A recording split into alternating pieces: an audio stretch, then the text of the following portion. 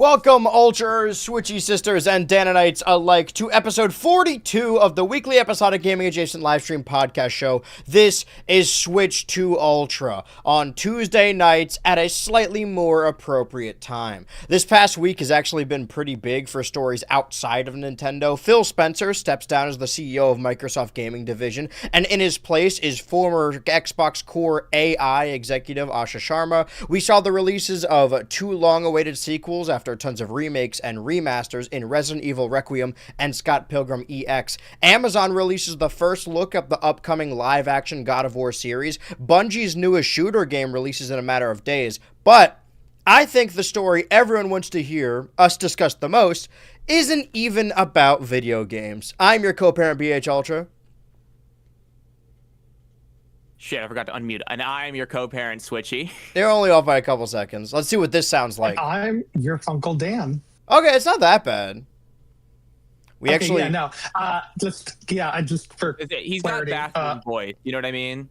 We flew No Dan offense. out. We wanted someone to do on-the-grounds research. Ever since that latest Pokémon Presents probably soft revealed that the new generation is going to take place in Southeast Asia, we immediately flew Dan out to do on-the-ground research at the local flora and fauna. So he's over there right now. But, I mean, the internet's great, all things considered. yeah, exactly. And I gotta say, Southeast Asia, pretty Asian, all things considered.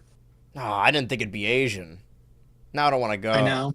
Let me ask you guys a pretty important question. I have written here, have you guys heard about? I'm not even trying to do a salty reference here. Have you guys heard about Smiling Friends? Yes. That it's shutting down, or shutting down's a weird word, but they're not making any more seasons. Yeah, I think of their own volition, both Zach Hadel and Michael Cusack decided they didn't want to make any more. And I have seen a lot of people discuss it after the fact, say that the show got canceled. I think probably because we're used to shows getting canceled, but I want to hear what your guys' thoughts on that. Because I think we're getting the two final episodes in April. I was under the impression that we already got the final episode, but if Season 3 is in fact the final season, which that's what they said it is, we have two more episodes, I believe, on the 16th of April. 12th. Oh. When is it? Did you say false or both? No, the 12th. The 12th. Oh, my mistake. I thought you were just correcting me, but then not telling me what the date was. Wrong. I have to keep trying all the dates. Okay, April 12th. And Dan, do you have any strong feelings about this recent Smiling Friends announcement? So, so I said this online. I've been in a few groups with this. I've been in a few behind-the-scenes groups in this, so I can't say, too much. But I've been hearing, murmurs of two different sides of groups, and one being people from behind the scenes, people who are connected to the crew in some way, shape, or form. And it seems like everything seems to be ending for that. It's all sad, everyone's upset. It's not upset oh, I can't believe this is happening, more I'm sad that this show is ending, but thanks again for all the time. It's the thanks last for day giving of school, work, blah, blah, and blah. everyone's gotta go on their way. Exactly. But on the other side of the spectrum, there's also the people who believe that this is all just one large bit. It's a bit. It's a prank. And I think it's so hard for me to say myself, but I am, with all the news that keeps coming out day after day and all people being it's the end, thanks for everything, I'm looking for work, that kind of thing, it's harder and harder to defend this. But a part of me is still thinking that this is one very, very, very, very, very long bit, because there's just something about the way it was done, something about the way it was handled. Yeah. I just don't think it could have been timed any worse, because we're in March right now, and they released a video on a random Wednesday in February at 10 o'clock p.m. being the show's over, we got two more episodes, thanks for everything. And we're coming up less than a month until April Fool's, which Adult Swim always does a prank for. Right. And the past few pranks have involved Smiling Friends in some way, shape, or form. And the biggest thing, people are well, didn't it get greenlit for season 4 and 5? And again, two sides to this. Yes, it got greenlit for season 4 and 5, so it's a little weird that they're doing this. But at the same time, greenlit doesn't mean it's in production. It just means you have the okay to do this. And so it's not like anything would be lost if it was canceled, but I also have to wonder if this isn't a bit, could they not have timed this a little better? Could they not have waited until after April 1st? Because the episodes would still be dropping on April 12th. Like, that was still going to be a given if that was the case. They should have announced it on April 1st. That would have been good. I know. That would have been perfect. But, like, it just seems like it's a lose-lose situation, because it's either a really weirdly timed bit, like not timed well at all, or they're kind of just dropping this at 10 p.m. on a random Wednesday right before April Fool's Day, and it's like we don't really even have any confirmation. We just have their word for it. And it's also Zach. We have to keep in mind this is Zach we're talking about. So who we all know personally, our personal friend. Yeah. Personal friend. And I, love the guy, trust him as far as I can throw him, in regards to like when he says stuff like this. Sure. I think that this like tentativeness, oh my God, too many syllables, tentativeness sort of comes from how strange the announcement was. Like, just off the metric that it's a social media post, but it's an audio recording of them. And more often than not, when studios or channels like this make announcements, it's just a little infographic. Like when they announced that seasons 4 and 5 were greenlit, it was just a little drawing, but it was still like an infographic. Everything is like those basketball Instagram posts now, where it has the quote underneath it in bold text. That's normally how things are announced. I feel like if it was... I'm not saying it's not true, because I do believe that the show is ending with those episodes. But outside of the Aqua Teen movie, have they ever like teed up an April Fool's bit way ahead of time? I mean, the one thing I can think of is, and I can't even tell if this is an April Fool's bit or not, is that they advertised Adult Swim Junior like 2 years before the prank, and if from what I'm thinking, that was just like a bit, like that was just a thing that they were never going to do. And then people saw like how much they were freaking out online over it. Right. So they kind of turned it into a bit. Well, so that maybe. Wasn't the deal with that like before it was in a bumper, people heard that. Frank. Yes. Which, yeah. And then we got Years of Pibby.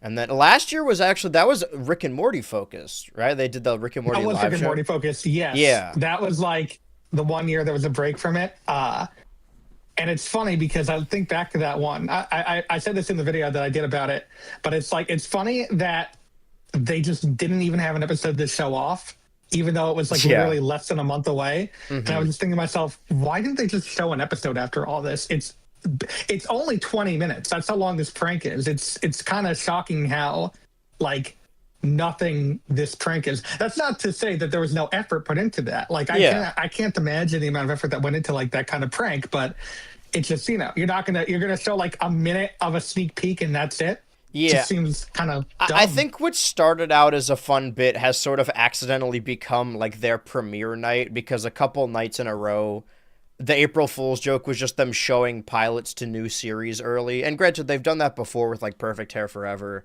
but they've always been gags, like the April Fool's bits early on. But now I think people are expecting some kind of big announcement or something, but like the equivalent of like an Adult Swim Direct where they just show off a bunch of stuff. Right. That last year's bit was more akin to what they've done in the past.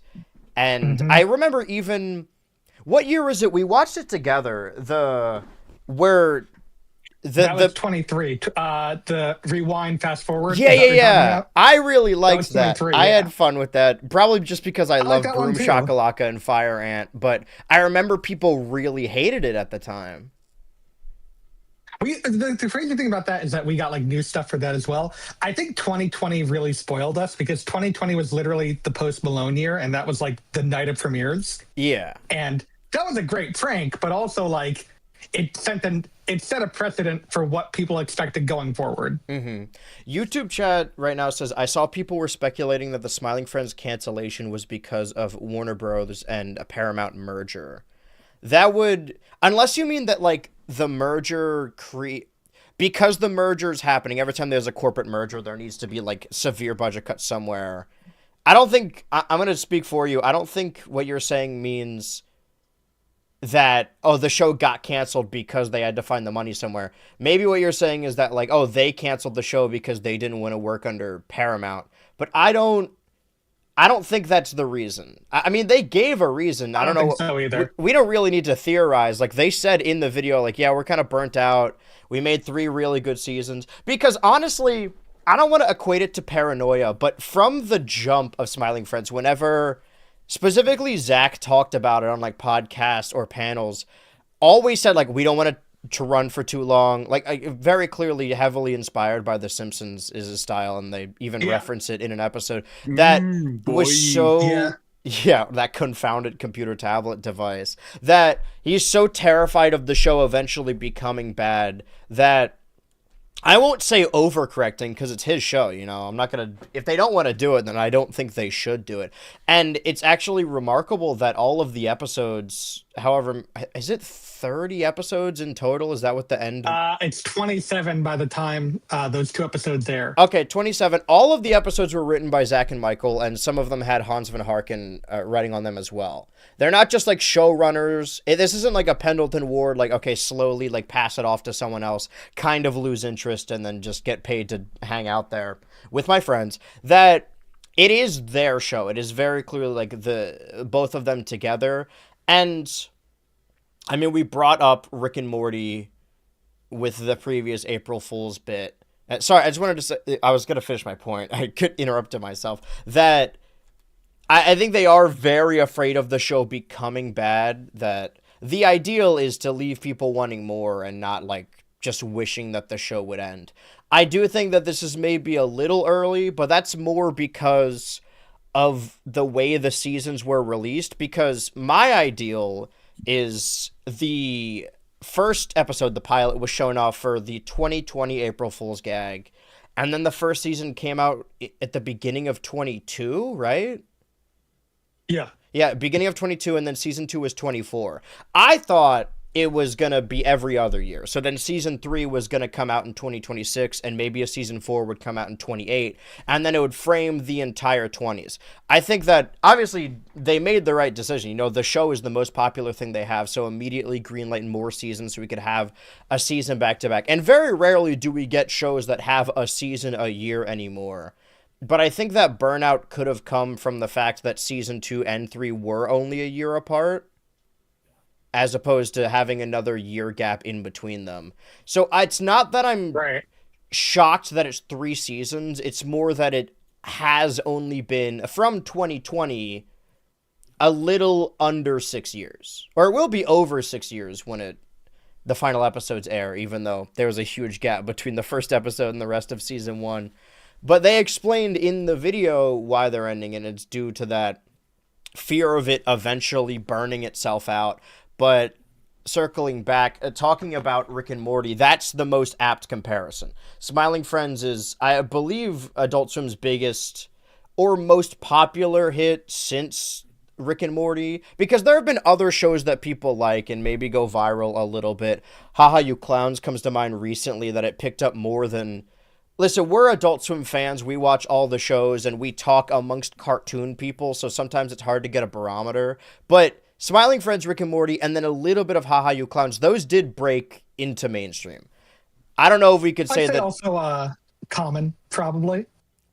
Maybe, like, but even that is like the only people Common's a very prestige show, so it kind of is the outlier in that regard. I suppose it'll... Yeah. Did it win any awards, any Emmys, any daytime? It did. It won a ton of awards. Okay, yes. It was like a very big... and the people were upset that it beat out Dan to Dan, I think, for something. And I'm like, nice. I'm not upset that I fucking love Common side effects. Yeah. But there are more examples of... I try and test the people I know in my real life that have no connection to it whatsoever. And like my little sister loves Smiling Friends. But I don't know, if I brought up Royal Crackers to like anyone at a party, I don't think they wouldn't know what I'm talking about, nor would they even want to watch it.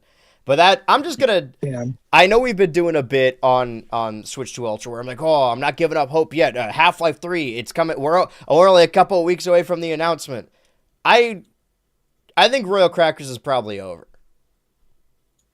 Is that fair to say? Yeah. Yeah, I think so. It's, I think it's over for us cracker nations, for us crackers. For us crackerheads. Yeah. Yeah, but oh no, what was it? It was Taint Nation. That's what they say in the Taint show. Nation, That's that what we was got to it. use. Right. That I keep using these filler words. As far as Smiling Friends go, potential to reach that Rick and Morty level of popularity. And when Adult Swim has a show like that, we see an Aqua Teen, in Robot Chicken, in Rick and Morty, they do just keep it going forever.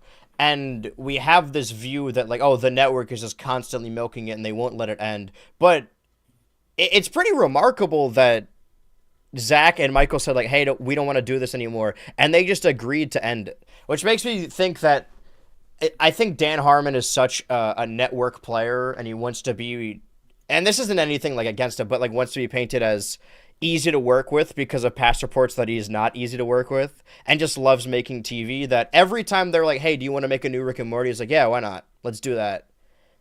Do we have a new season coming out this year? No, we have the spinoff coming. Right. With the president. Yeah, Keith David. I think to go based off what you said, I actually think the best counter example to that is actually Aqua Teen instead of Rick and Morty, because believe it or not, Aqua Teen was written by Dave and Matt. The entire run, was written by Dave and Matt, and that was for 15 years, and technically more because of that season 12. And a couple gap years in there. Blah blah blah. But yeah, no, that was literally like 15 years. And say what you will, I don't think there was ever a significant decline in quality. I think there was greatness throughout the entire run. I think there were bad episodes that weren't like bangers, but there wasn't ever a lull, in my opinion. There wasn't ever a negative time frame for the show. And the thing is, I understand if you don't want to get burnt out. I completely understand that. And I don't agree with the sentiment. It's like, oh, you only make 11-minute episodes a year. Don't worry about burning out, because those 11 minutes are so densely packed. Whereas something like Aqua Teen, there's a lot of blank, empty space in those episodes, and that works for the show. But like for Smiling Friends, it's all so tightly, so densely packed. You can tell they're putting 110% into all of it. So I get that. But I also do kind of think that there was a bit of an overcorrection involved, because you could tell he is really, really scared of that Simpsons, that seasonal burnout kind of thing. Yeah, that he's really scared of that, and I wonder. I think that must have played some part in it. I'm glad that Adult Swim is seeming like, take a break and come back whenever you want. And maybe they'll take them up on that offer. Though I have to wonder if they can't, like, I have to wonder if there wasn't like a middle ground they could have reached, where it was like, we got greenlit for season 4 and 5. They're very cool with us. So, and it seems like they don't really care how long we take. So I have to wonder if they couldn't just be like, okay, we'll do season 4 at the very least, but like, we need time. We need a lot of time to like just de-stress, discombobulate, that kind of thing. Yeah. Well, there's so many.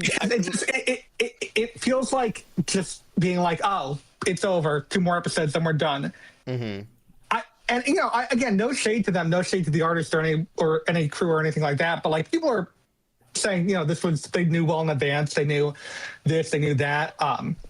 They knew a lot, and we don't know exactly what goes on behind the scenes. But like, I have to imagine it wasn't exactly as smooth as people are making it out to be. Like, I have to imagine there was a bit of like discourse when the news broke out to the cast or crew. And if I'm wrong, I'd love to be wrong about that. But like, it's clear even in interviews that were leading up to this announcement, they were like, sometimes I'd be like, oh, let's end it at season 3. And then sometimes I'd be like, oh no, I got like 1 or 2 more seasons in me. It's like, oh yeah, I can't wait for this show to go on for like season 4 and 5. At that point, they could have known. Like, they could have known at that point. Right. And I'm sure they knew well in advance. But like, at the same time, it's like, imagine if you get news that your show is picked up for season 4, or is greenlit for season 4 and 5, a show that you've worked on since season 1, and then the creators are coming out and being like, guys, we're not gonna keep working on this show, so sorry about that. And the weirdest part to me about all this is they made a whole ass animation studio for this show.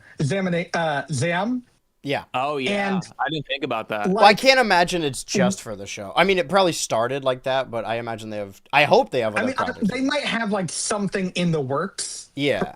Who knows? I don't know. But like, it's so weird to me that like, because they just also said, oh, they removed all the artwork of the Smiling Friends from their Zam banner, so now they're not in there anymore. And it's like, is something going on? Because now this feels more and more like a bit. The more and more of this stuff comes out, so it's kind of like there's just so many red cards, like red flags, like kind of just waving all around, that either this is a bit or something else is happening behind the scenes that like we're just not privy to, which is fine, because if we can't know, we can't know, like as long as it's not something terrible. But like if they don't want to tell us, it's their right not to tell us. But I think there's more to the story than what is being told at face value, whether that be a bit or whether that be something a little bit more upsetting. I mean, if we've crossed the line of potentially writing fan fiction about real people. So I'm not really out there theory, but I think aside from the fear of the show going on past its prime, my active theory is that if we're just watching the timeline of popular animation on the internet specifically, that Smiling Friends was in development 2018, 2019, and then I probably picked up in 2019 if they released the first episode in 2020, like April 2020, and then the next couple years, the Has-Been Hotel YouTube pilot got picked up by A24, and then Amazing Digital Circus got really popular and got a Netflix deal. And the only thing that makes me think that maybe they want to get away from a major like cable television network and kind of bet on themselves independently is that after YOLO ended, Michael's other personal project was a cartoon he posted on his YouTube channel. So I think it's possible. I do like that cartoon. It's possible that they saw the way the industry was going a little bit and thought it would be better, because it's like a pendulum, right? Like when they were making YouTube videos and they were doing really well and YouTube was paying based on viewership, it was really cool to be an animator online at the time. And then YouTube changed the way it calculated a watch time and ad reads and click-through rates. And it really punished shorter videos and animation. So then, moving back into the studio system, okay, let's pitch something to an actual network that will actually pay us. And then in the 20s, it seems like people say that, like, oh, every studio should go indie now. But that's not a guarantee. But we have seen, specifically over the last 2 years, a lot of really promising pilots from internet creators, or specifically like Glitch Studios, that seems to be at the forefront of that indie animation scene, that I think it's possible that they felt a little restricted by putting their cartoons on TV. And even on top of that, they did a bit about it in a video. They know that most people watch Smiling Friends episodes like through piracy, watch the uploads on Twitter or watch them through TikTok clips. I imagine they would rather just have them on the internet anyway. That's my active theory. Oh man. I mean, like, that's a good theory. I think that's a good theory. I don't know. It just seems like, my theory is actually that Michael really wanted to double down on Koala Man. So he's like, I'm writing the next 5 seasons of Koala Man right now. Koala Man's coming out soon. I think Michael punched Zach's girlfriend at E3 and then had to fly back to New York immediately, and then they had to just cancel the show. I think Michael stole funds from charity. Yeah. And stole his wife. Let's talk about it. Let's get into this. The term is cancellation, right? Like, would we say that the show is it's ending. I wouldn't say it's canceled because it's very clear, like I said, that they're very much like, you can come back anytime you want, like, and make more. So it's ending with like an asterisk, where it's like they're just not making anymore. It's what like the fake people like to say when they're like, oh, the show isn't canceled. It's just we haven't been picked up for more. it's canceled. You know, at that point, it's canceled. Like in today's day and age, it's canceled. It's just you're not going to be making any more. Well, that's I But think this is actually like they're just not making any more. Yeah, I mean, I what I said, like my theory about them wanting to go independent again. I mean, it's not independent. They have their own studio now. Maybe that's what they want to focus on. But ideally, they stay in the system because this happens a lot with Adult Swim shows specifically. And I think this is shocking because Smiling Friends is so popular and, you know, got renewed for seasons 4 and 5. But on average for Adult Swim shows, like 3 seasons is pretty uniform, all things considered. And then the way it used to work, even like by extension Cartoon Network, is you do a show for a couple seasons, then the show ends, and then you make another show for the same network, right? Like of all the, I'm not going to jump into it yet, but let's see, where do I have it here? I think over here, my 2026 ranking that I've been falling behind on because I missed a couple things in theaters. As far as shows goes, the only like show I've been watching that started in 2026 is Primal Season 3. And Gendy is very much seems to be like a champion of Adult Swim right now. Did that little movie with Netflix. People got mad about it preemptively. And even there's a new cartoon with Joe Pera coming soon, right? Right. Yeah. It's actually funny because they were like, I'm in like again, I'm in this Adult Swim server, and we were joking because there was news recently that someone stepped down, someone stepped up in regards to someone at Warner Bros. I don't know the exact details, but we're joking about how like this person specifically was a big fan. The person stepping up was a big fan of Joe Pera Talks With You. So we're joking about how like their first act was going to be season 4 of Joe Pera Talks With You. And then literally like 2 weeks later, they announced this new show. I'm like, oh, I guess, I mean, we were kind of right. Yeah. I mean, there's even a timeline where Smiling Friends does the Venture Bros thing where it just has a random season every couple years. That's the other thing too. Yeah. It's like they clearly have it in like good graces with them that they could have pulled that off. Right. And if they didn't want to, that's fine. I get it. I do. I really want to see what April 1st is going to be like. People are going to be either really shocked or really disappointed or both. Well, my thing is like, it's a good bit, but what does it do for them? Because there are going to be some people who hear the news but then don't see the April Fool's bit, that they're going to lose out on viewership because of it. Yeah. I mean, maybe they're trying to do like a South Park thing where it's like they were like, oh, South Park's canceled. They're trying to get canceled. I think it's been long enough now. I think that the South Park we got last year was pretty bad. Like it was exciting at first. It's like because all the Paramount stuff was happening. And I didn't want to say anything at the time because then it sounds like I'm defending the guy in charge, which I am not. But it's weird that they own a deepfake studio.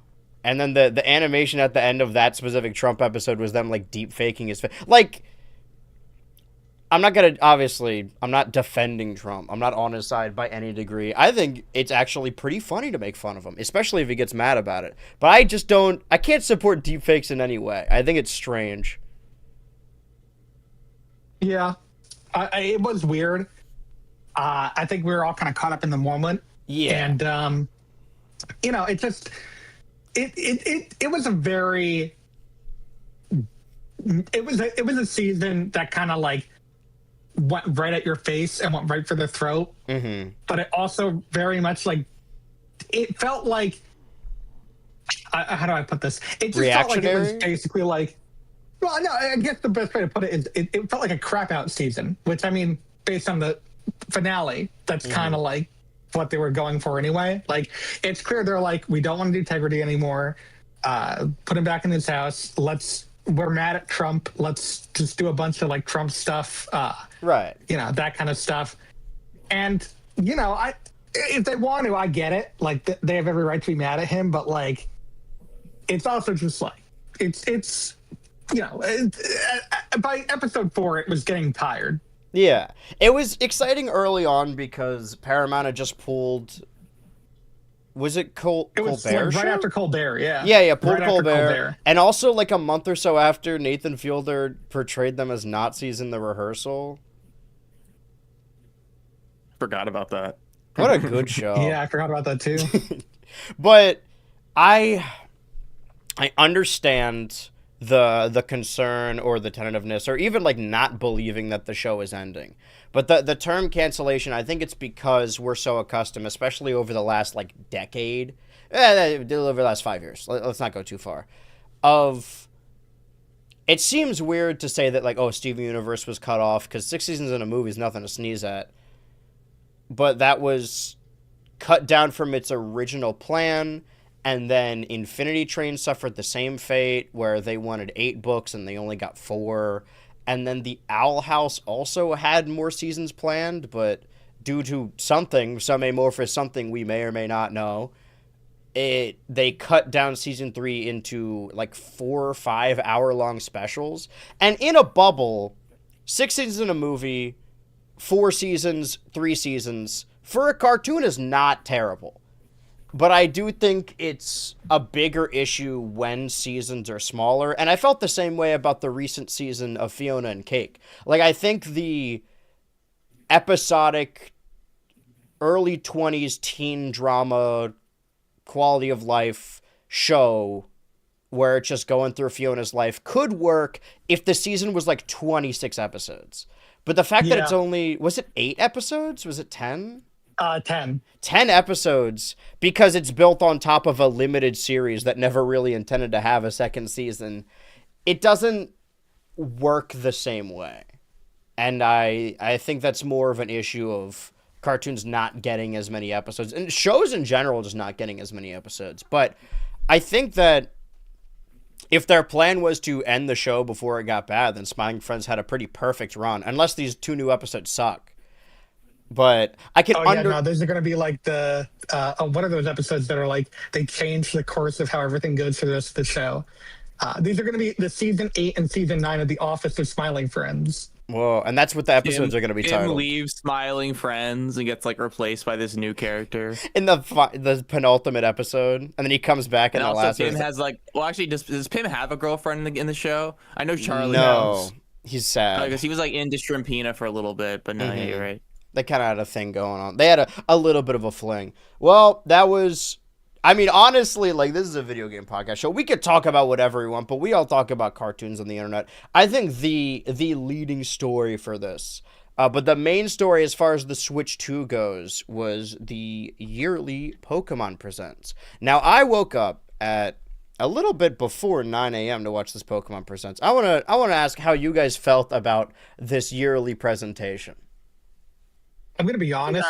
I did not watch this. I kind of just like saw highlights of it because I heard it was pretty much nothing. Yeah, what they're showing off. Okay, well, this is just a sizzle reel of the games. They haven't gotten to the weird thing they did. Well, they got to go through the mobile games. Yeah, this thing. It's a Game Boy shaped music player, but every individual song is stored on a cartridge. So it comes with 48 of those small cartridges that each play a different song from the original Game Boy Pokemon games. And I'll say, like, for a Game Boy game, Pokemon Red, Blue, Yellow have some pretty iconic music. But I don't want to listen to Game Boy music in my free time. Nor do I want a separate device to listen to it. They gotta carry around like 42 small cartridges. It's an interesting gimmick, but like it's not... I don't understand them. I don't know why they do things like this. This is very strange. I mean, 45 cartridges. It's all the songs on the original Game Boy track. I see this fucking ad, and all I think about is like all the plastic that like is in landfills and shit. Just like all the things that we create. Yeah, and it's like is like I don't know. I mean, I was thinking about this the other day because people were talking about. It had to do with the fire red leaf green debate over like oh man, you like why would you want to buy a $20 game when GBA games are so easy to emulate. And there's a whole debate to be had there, but one point I heard a lot of people say, and these are like the kind of people that buy 2 copies of every or like they buy both versions, they have it all on their Switch, they love connecting everything to Pokemon Home, and I kind of see that, and I think, like, no shade to you, I mean, I love Pokemon, but like that's kind of the reason Game Freak can get away with all this shit, is that they have like this extreme devoted fan base and this like player fantasy they can sell you. So a lot of people are fine. I'm personally fine with emulating, Fire Red or whatever in my own free time on my phone. But for a lot of people, that's not enough because there's no Pokemon Home compatibility. So it's just, I don't know. I guess I was just thinking about the amount, the amount of connection people have to just Pokemon and the amount of money Game Freak makes off of, like, admittedly stupid shit. You know what I mean? Mm-hmm. I don't know. I mean, I say this as a Pokemon fan, but there's like part of me's been getting super jaded about it lately. Yeah, I just wasn't. We'll get into the actual new game proper, but I mean, looking at these boxes right now, I get the feeling that 70% of the people that buy them aren't even going to open them. This is for display use only. The Twitch chat is calling it shelf slop, which is awesome. I've never heard that before. Yeah, that's a good way. That's a good way of putting it. I mean, that's what I think about. Is it's like, oh great, yeah, oh yeah, I'm gonna buy all 45 of them, put them on my shelf, and they're gonna get covered in dust. Yeah, and I saw that. I feel so bad for that guy. He probably gets that joke made at his like expense so often. I do it every year. When I worked at a movie theater, that was my first job in my teenagers, and one night I worked overtime. They really needed help closing, and I think I was a minor at the time, maybe.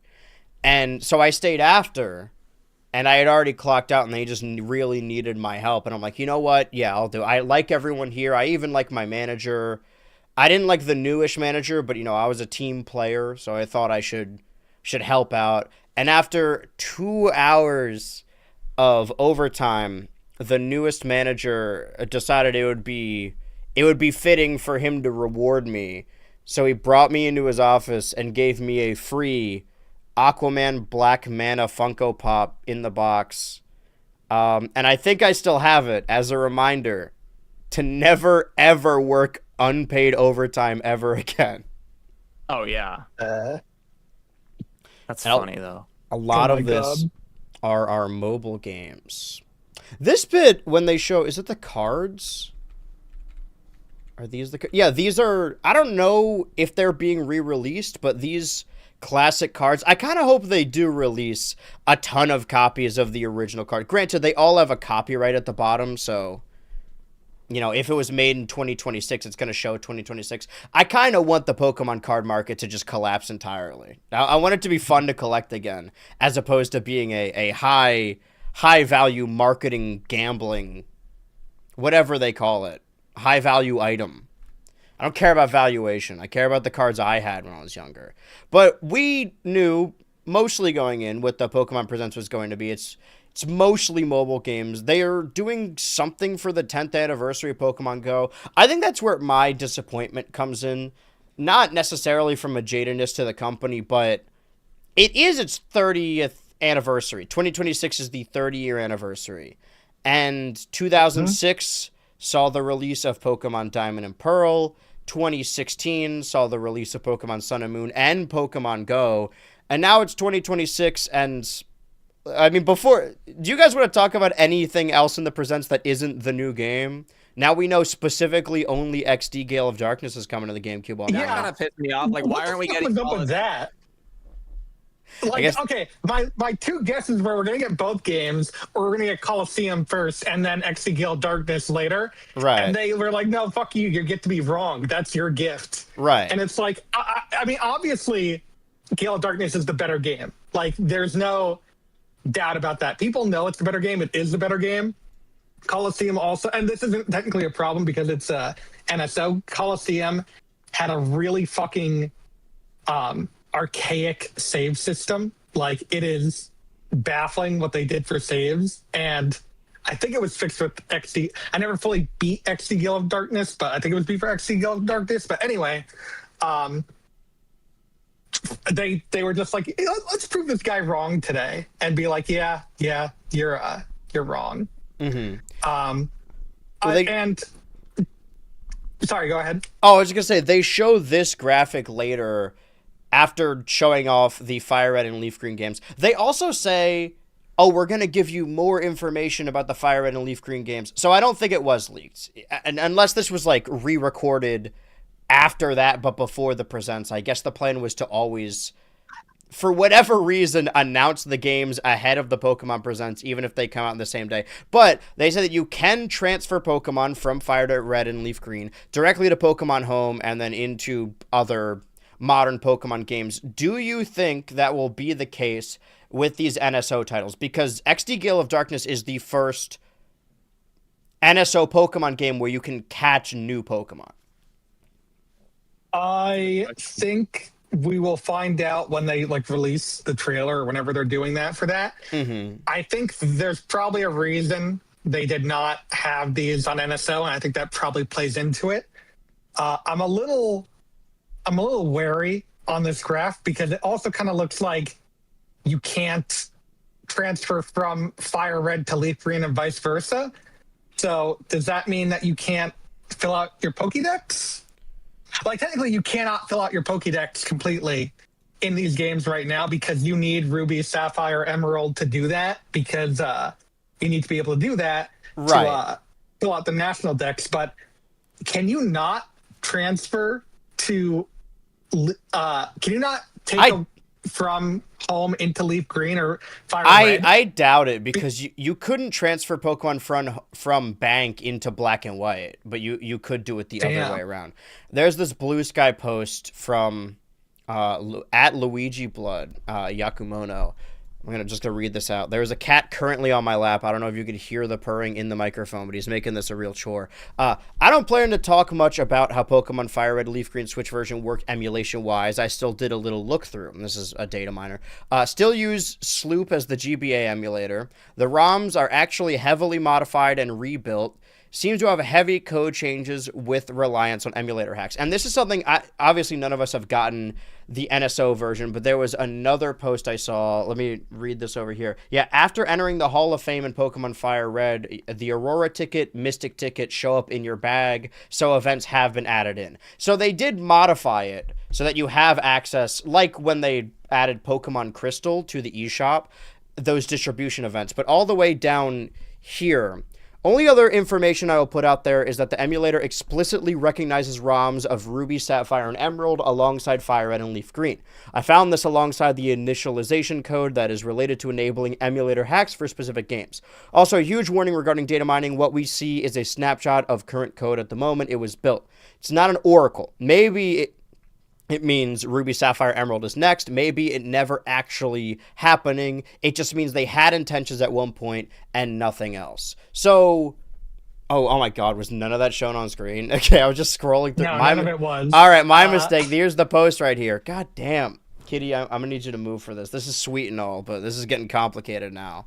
Well, here's the post here that I just read from Yakumono at Luigi Blood. Shout out Blue Sky, I suppose.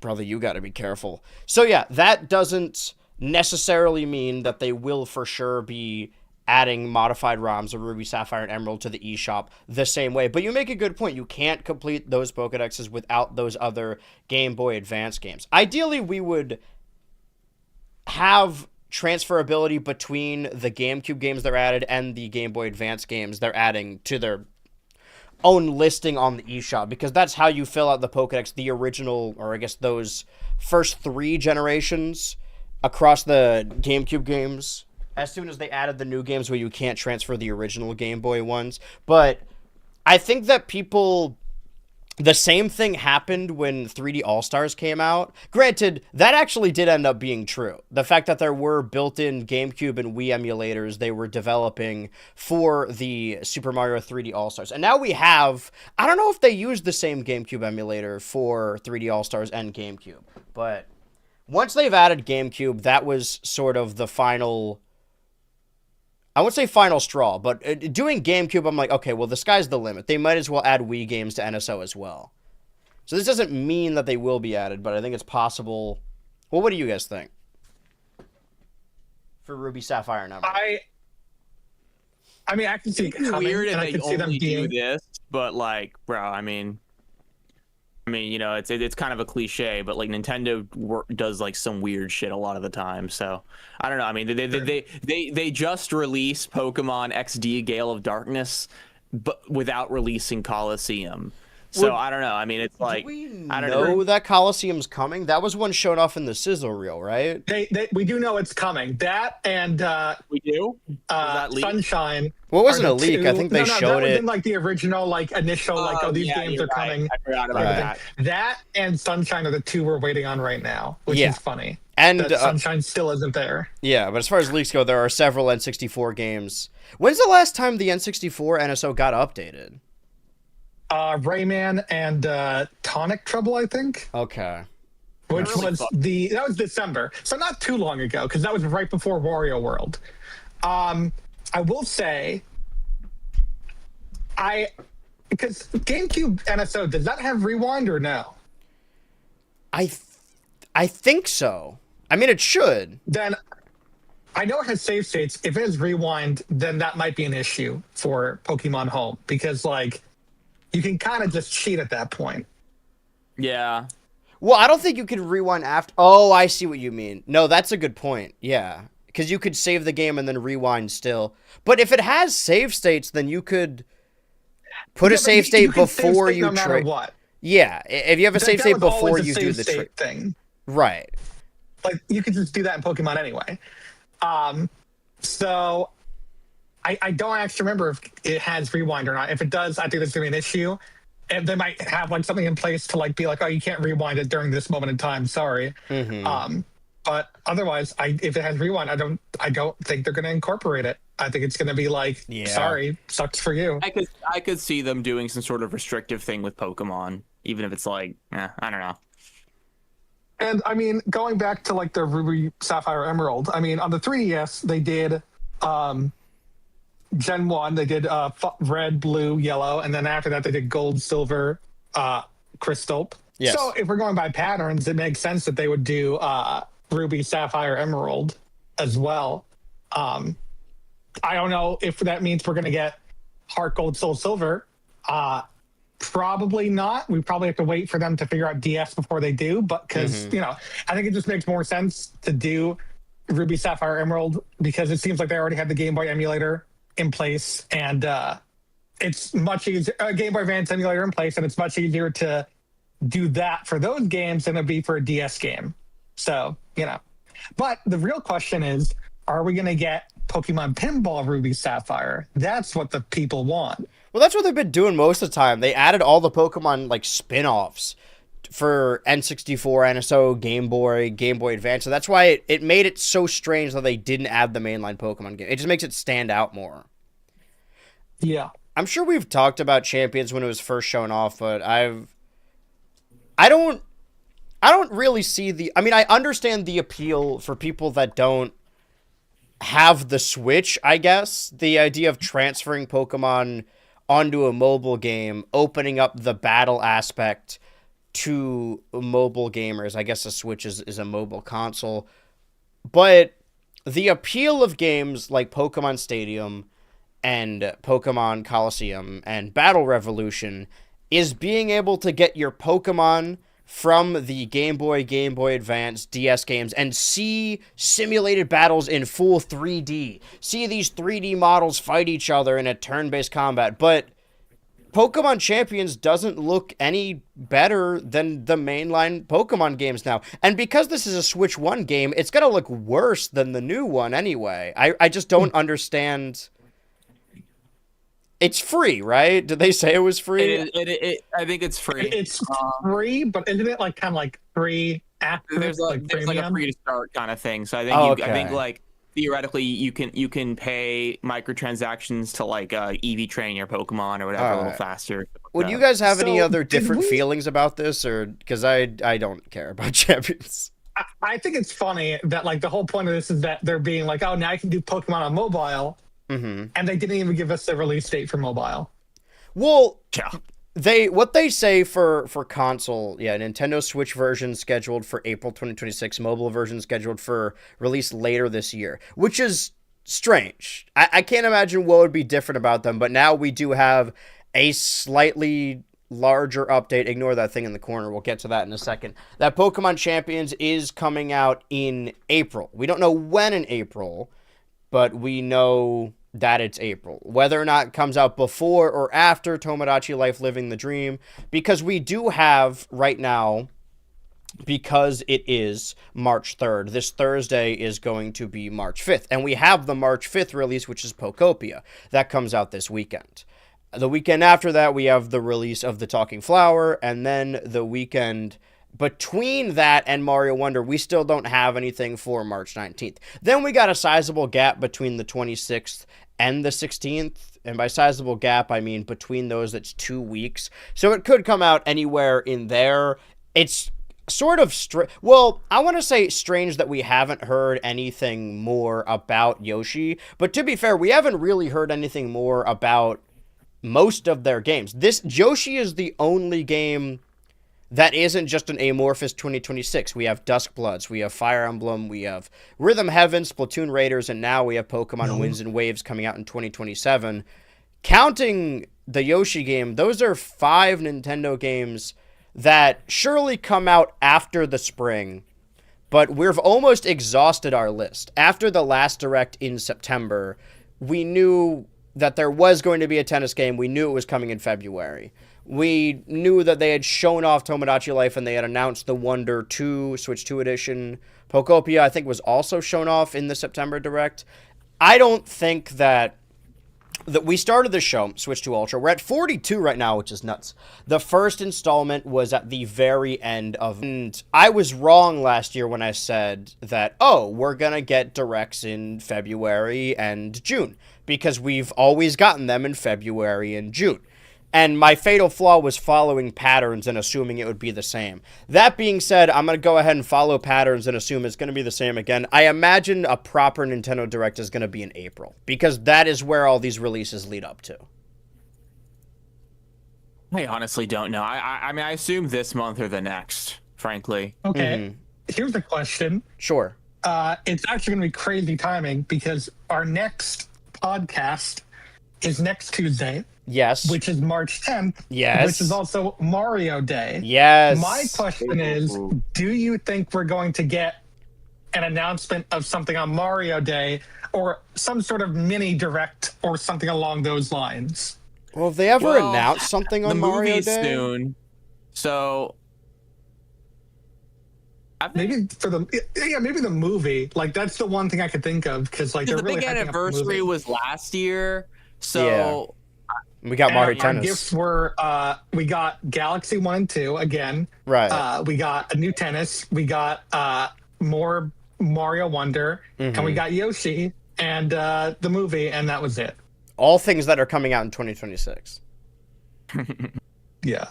I guess that explains a little bit. I feel like we've gotten through the Pokemon Presents proper announcements. Oh, this also... I remember, if you guys remember, when I was playing through ZA every week, I was so worried about spoilers. And I was like, I don't want to hear anything. I'm trying not to be online. I have to go through this game as quickly as possible. I got the ZA DLC and played it like twice and then kind of stopped playing it. And maybe it's because of the DLC itself. Maybe it's because I deleted Twitter off my phone. But they show off so many megas in this that I'm like, man, I'm surprised I haven't seen this yet. Like, megas that were added in the DLC. And I kind of felt nothing. I wasn't that worried about spoilers this time around. Dude, I did not want to get the DLC, so I just like spoiled all the megas for myself. I'm like, yeah, just tell me what they are. It's be cool. Mm-hmm. I mean, I just like, I bought it because I got it on discount, and I've never played it. Yeah. It's pretty. I won't call it like grindy, but a little. It's a roguelike, right? Yeah, I haven't gotten far enough where, like, because clearly in this trailer I see, like, Mega Heatran and stuff like that. So there's probably, like, larger boss fights going on. What they announce here is that... You know, as much as I, like, didn't really want to get the DLC, I do think the Megas are pretty cool. I'm actually kind of a fan of the new Mega Lucario. I love Mega Darkrai. Mega Darkrai is fucking kick-ass. Yeah. So... These forums are fun, just ahead of Pokemon Champions to introduce them. That's another thing, too, is that, like, Mega Garchomp Z, which they show off here, is not a part of the DLC. It was in the code, but it wasn't in the game. And what they're saying here, Okay, I think... That's why I could have sworn I'd seen it, but they're, like, talking about it like it's new. I'm like, wait, what? I think what it's implying here is it's going to be in the new season. Like, you know, you do the online battles to earn the new Mega Stone to be able to evolve... or Mega Evolve, like Greninja, Delphox, Chestnut, I think those were the first ones. And then the next seasons were Excalibur and Chimecho. I think that it's possible they could keep announcing and releasing new Mega Evolutions via that season. Because, again, I haven't played the DLC. I imagine you can get all of those Mega Stones in the DLC. And I'm interested to see, like... I guess that's the only intrigue about Pokemon Champions. If that becomes the uniform for competitive Pokemon, most Pokemon games have one set rule set, and maybe they add Pokemon Home connectivity, but for the most part, the game is the same. I wonder how rule sets are going to work for Pokemon Champions if it's meant to coincide with every new Pokemon game. Like, if they keep releasing new Megas that you can transfer into this game. That's what I figured they do, but, I mean... I don't know. It's weird to think about because, I mean, like it could honestly really change things up, but I feel like, I don't know, like it's probably going to be less revolutionary than we think it will be, knowing that it's Game Freak. But yeah, I don't know. I'm kind of a hater in that way. I feel like, I don't know, Pokemon Discourse is like uniquely tiring. Mm-hmm. I felt so strange because, like, maybe I was just cranky because I woke up, but I finished that presentation and was like, oh my god. And then I was seeing all the videos pop up in my feed, and it was everyone doing the shocked expression in the thumbnail saying, like, whoa, this looks really good. And I felt like I was just missing something. I wasn't that impressed. Like, I don't know. I mean, I saw someone make a tweet, and I don't want to diss them too bad. You know, they're excited, so they're like, oh yeah, finally Pokemon has peak graphics. I'm like, eh. Okay, well, I will say let's jump into the Winds and Waves trailer. I have this at, I think, 0.75 speed. Well, before I do this, actually, full disclosure, if you didn't know, Game Freak suffered several large leaks at the tail end of 2024, which were released online throughout 2025. If you read all of those leaks, you knew that the game titles would be Pokemon Winds and Pokemon Waves. Did you guys know that? Because as I was watching the presentation, I was like, oh, this is Winds and Waves.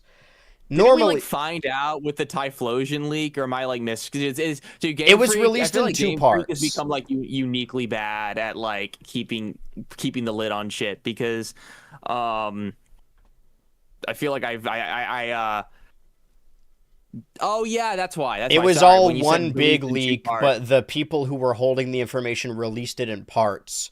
Where the first, like, controversial leak, the story stuff, released early 25. And then the second half of the leak released, I think, the week of ZA. And that's where we got information that the next Legends game they were developing was Legends Galar, and a lot of stuff about Pokemon Gen 10. Normally, I try and toe the line a little bit, discussing circulated leaks without spoiling the experience of the game, right? So try not to say anything too much. However, most of what was leaked about the new generation was the map, which was revealed that the games would take place in Archipelago, and that the main gameplay loop would heavily involve water traversal, including the return of underwater exploration. And we saw that. That's what was shown in the presentation. So that simultaneously confirms that these leaks are still correct, but also doesn't actually open up a lot of spoilers, with one exception that we'll get into. So for the most part, normally, I mean, for the ZA Mega list that we talked about last year, normally I try and avoid spoilers, but I thought that was interesting to talk about. But there's nothing major about this game that was a part of the leaks that isn't currently in this trailer. And this is the opening bit where it shows a sketchpad full of all the generations. And this bit here specifically looks like the original concept art. You know, that one of, like, the really flat brims, like, trainer and the fatter Pokemon standing next to him. And I thought that this was, like, a completely different game, and we were moving back to, like, oh, we're going back to, like, the wilderness when it felt like a safari. And I wasn't really thinking, I didn't register that as Kanto. So when I saw this, I screamed because I thought we were getting a Johto game. And then it turns the page into immediately Ho, and I'm like, oh, okay, it's going through all the generations. The 30 years of Pokemon. I'm surprised you didn't catch that, because they've always done that. Like, every single, like, new gen announcement, they kind of open it up by, like, showing everything so far. Yeah, but before it's, like, gameplay footage or, like, the pixel art of them. It was specifically the drawing. Remember Kalos? Remember how long ago Kalos was? We haven't been there in so long. I am at the point where I'm getting... I know people didn't love the idea of a Legends Galar game, but I am nostalgic for Sword and Shield now. It's almost been... We're about 3 years out from a decade. And then this fuzzy movie-esque Pikachu. I think the Sword and Shield hate is back at full swing. You think so? Yeah, because people were talking about the starters, and they're like, "Can we talk about how like Jay had the worst starters?" That's nuts. I don't even mind any of the starters that much. I've always been surprised, like, how much people, like, feel strongly about them, you know? Like, I feel like Incineroar is probably the starter that I have the most personal beef with. And even then, like, I kind of like Incineroar. Right. He grows on you. Because, like, there's certainly been generations where it's been a really easy decision. Like, oh, I don't like those other two at all. I'll immediately go for this one. And, I mean, I was immediately set on Grookey, but I don't think that's emblematic of the other starters being bad. I just think I immediately... my first ever starter was Chimchar. Of course, I'm going to go for the monkey. But here we see a silhouette reveal of these two new characters. And these are... Mr. Windy Chew and Miss Wavy Chew. Unmarried. And they will be involved in the adventure. Now, do you think that these guys talk, like, in human language? Oh, God, I hope not. I doubt it. Please, no. I think they're going to be like a character like Nebby in Sun and Moon or something like that. I mean, we see them standing next to each other, and we see them standing here, but I imagine you get one depending on the whatever game you pick, right? Mr. Windy Chew and Miss Wavy Chew. So really, the two games... Because, like, this is the first time where I'm like, man, I don't know which... Well... I'll get into that as well. It's like, oh man, which do I prefer, winds or waves? Because we haven't seen the box art. So it's hard to tell before we have the box legendaries. Because Scarlet I was immediately sold on because I love the color red. But, I mean, the game seems more based around waves than it does wind anyway. But now, which game you pick actually matters because it decides the gender of the Chew. But... I know that they all have, like, they're wearing clothes, I get that. She's wearing a dress. But Pikachu already have gender dimorphism, right? You can see the difference in the tails. Why does she need eyeliner and rosy pink cheeks? Trying to make her cute, I guess. She did that to herself. He's kind of got eyeliner too, I just noticed, actually. I saw that under there. So that was the reveal of that silhouette. What if they're the professor? They're the one that give you your starter Pokemon. We're gearing up for... start seeing fan art of Wavy Chew is my question. Listen, you got to make the difference you want to see in the world. Big Breath of the Wild reveal. We see that the game is predominantly water. And this was part of the map leak that we saw early on. That the map itself, like in comparison to previous generations, is huge. But it is mostly water. And we see a lot of Hoenn later on, and I do think that's probably the most apt comparison is to a game like Hoenn. I do want to say, though, there's been a lot of discourse because this trailer that we're watching right now, this Pokemon Presents, the gameplay is in 30 frames per second. Now, this is strictly a Nintendo Switch 2 game. It is the first Pokemon game to be exclusively on the Nintendo Switch 2 and be developed for the Switch 2 from the ground up. However... I didn't even think about this, that it goes from water to the wind. I understand what they're going for, but this also kind of feels like a subtle nod because I don't know if you remember, but that first gameplay trailer for Scarlet and Violet featured a windmill that looks like it was in like 10 frames. Like it was way in the distance, but it was the modern equivalent of the Sword and Shield wild area tree. So a windmill with a steady frame rate now But also, you know, wind is a part of the game. We see Gloom, we see Tropius, we see Wailord, we see Wailmer. This building here, you would think by the everything about it, it's massive in comparison to everything. Early on, I thought like, oh, this is a gym. And then we see all these smaller resorts. I don't think that as much anymore because we see the male Wind's character and the girl Waves character. This is a good point. Maybe Waves is the game you get when you're a girl and Wind is the one you get when you're a guy. A lot of people are going to have to make a hard decision for this game, and it's going to frame the rest of their life. Only girls play Pokemon Winds. Men play Pokemon Waves. We also see, I don't know if it's shown off here or they mention it here, or maybe it was a leak thing, but, I mean, if it's in the trailer, it's in the trailer. This is apparently a Rotom hoverboard that they use to traverse several landscapes. What I've heard is that depending on what type Pokemon you have, it can allow different traversal. I just assumed it's the thing that helps you get across the water.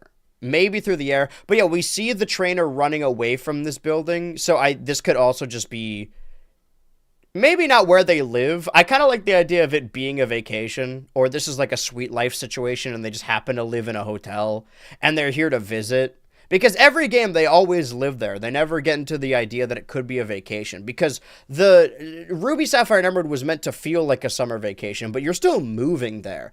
Or it could just be the laboratory that you get your starter Pokemon.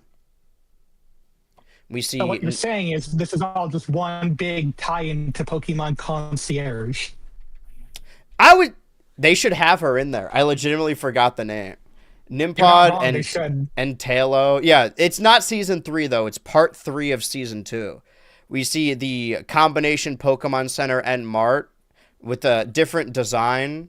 Other than the Pizza Hut and Taco Bell. I do like the jorts over top of the leggings. That's a very stylish move. And then up here we see Tangela and Oddish. Very, like, swampy areas. How do you guys feel about this video game water? Look at the way the waves move. It looks much better than it did in Scarlet Violet. So I mean, but then again, we've been tricked before with how these look and how they actually look when it comes time for the game to come out. So, well, I guess we shall see. Sort of like that's the only thing I will give Pokemon is that they get a lot of criticism for something that I actually respect them for. That their trailers look like the video game. Like when you see the gameplay footage and it looks like shit, you know that's what the game is gonna look like. But it seems like that they don't play games with us, you know what I mean? Right, they're gonna show you the gameplay footage, and then people online are gonna be like, "This looks like shit." It's like, well, you're watching CG trailers for everything, and not to defend them too much, but it seems like the main graphical upgrade they're looking to flex is the amount of water. This is like a GameCube game where they could finally render water, and all the games are gonna be water related.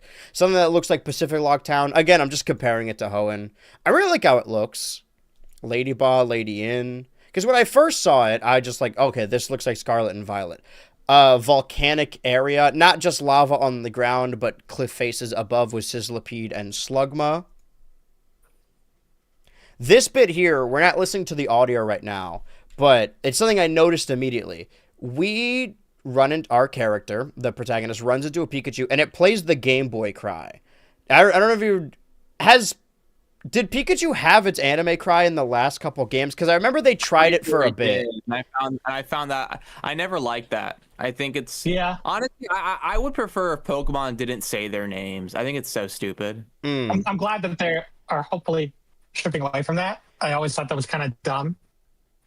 Do they do it in Japanese too, or is that just some like 4 kids?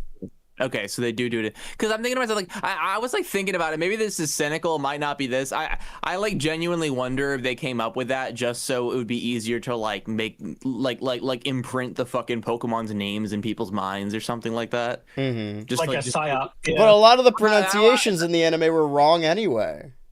That's so funny. I forget about that. Like Arceus. Mm-hmm. I remember my sister was asking me about Delibird. I say Delibird, but like Delivered makes a lot more sense. I remember saying that on the pod, and both of you reacted so viscerally when I said Delivered. Oh, really? Did you? I forgot you did that. Yeah. Yeah, it opened up because like I heard it one time a couple of years back, and I was like, oh yeah, I guess that makes more sense than Delibird. Delibird sounds so much better than Delivered. Yeah. Once you realize that all the Pokemon names are puns, it makes it easier to understand the pronunciation they're going for. But also in this fight where we see the Pikachu, I kind of like that stance. The action stance it has here. When it defaults to that when ready to attack. It doesn't look... I'm not an expert on this, I'm not a modeler, but I feel like for the most part the Pokemon we've seen don't look that different from something like ZA. Granted, I played the Switch 2 edition of ZA, but speaking of Legends games, we see a more traditional catch that I imagine because it's a traditional Pokemon generation, we are going back to traditional turn-based battles. And honestly, the separation of mainline generations and Legends, I don't mind as much because it does differentiate the games themselves. We see Wingull here. Multiple Wingull, Krabby, Sandygast, Corsola, Marini, Timpole, and Carnivine. And you can see the shadow under here that even the forest, even the more swampy areas have really deep water.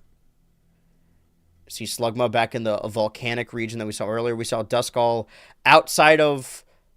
I don't know what this could be. Probably a clothes shop. I was going to jot down Slowking. Because all the Pokemon I've listed so far, we saw Wailord and Wailmer, but every other Pokemon we just saw one in the line. We can assume that means... Oh, we also saw Oddish and Gloom. We can assume that means that their entire evolution line is in the game. But I know better than to assume that a Pokemon is in the game because it's on a piece of art, because that is historically not the case. I don't know how much of... So I hoped going into this that we would kind of get like a ship, like it would be the equivalent of a Pokemon Wind Waker game.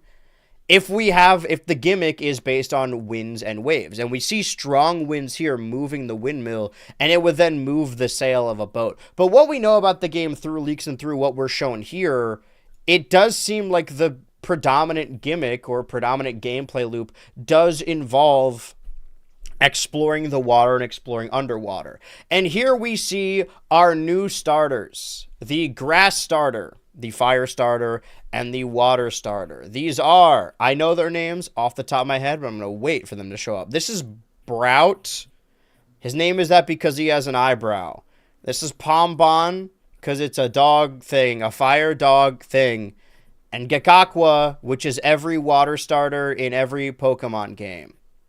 Let's see here. It's crazy. I mean, maybe it's my fault for just kind of looking at all reptiles the same, but it's kind of crazy that we're getting like another like reptile kind of lizardy water starter. Like, well, haven't they all been reptiles?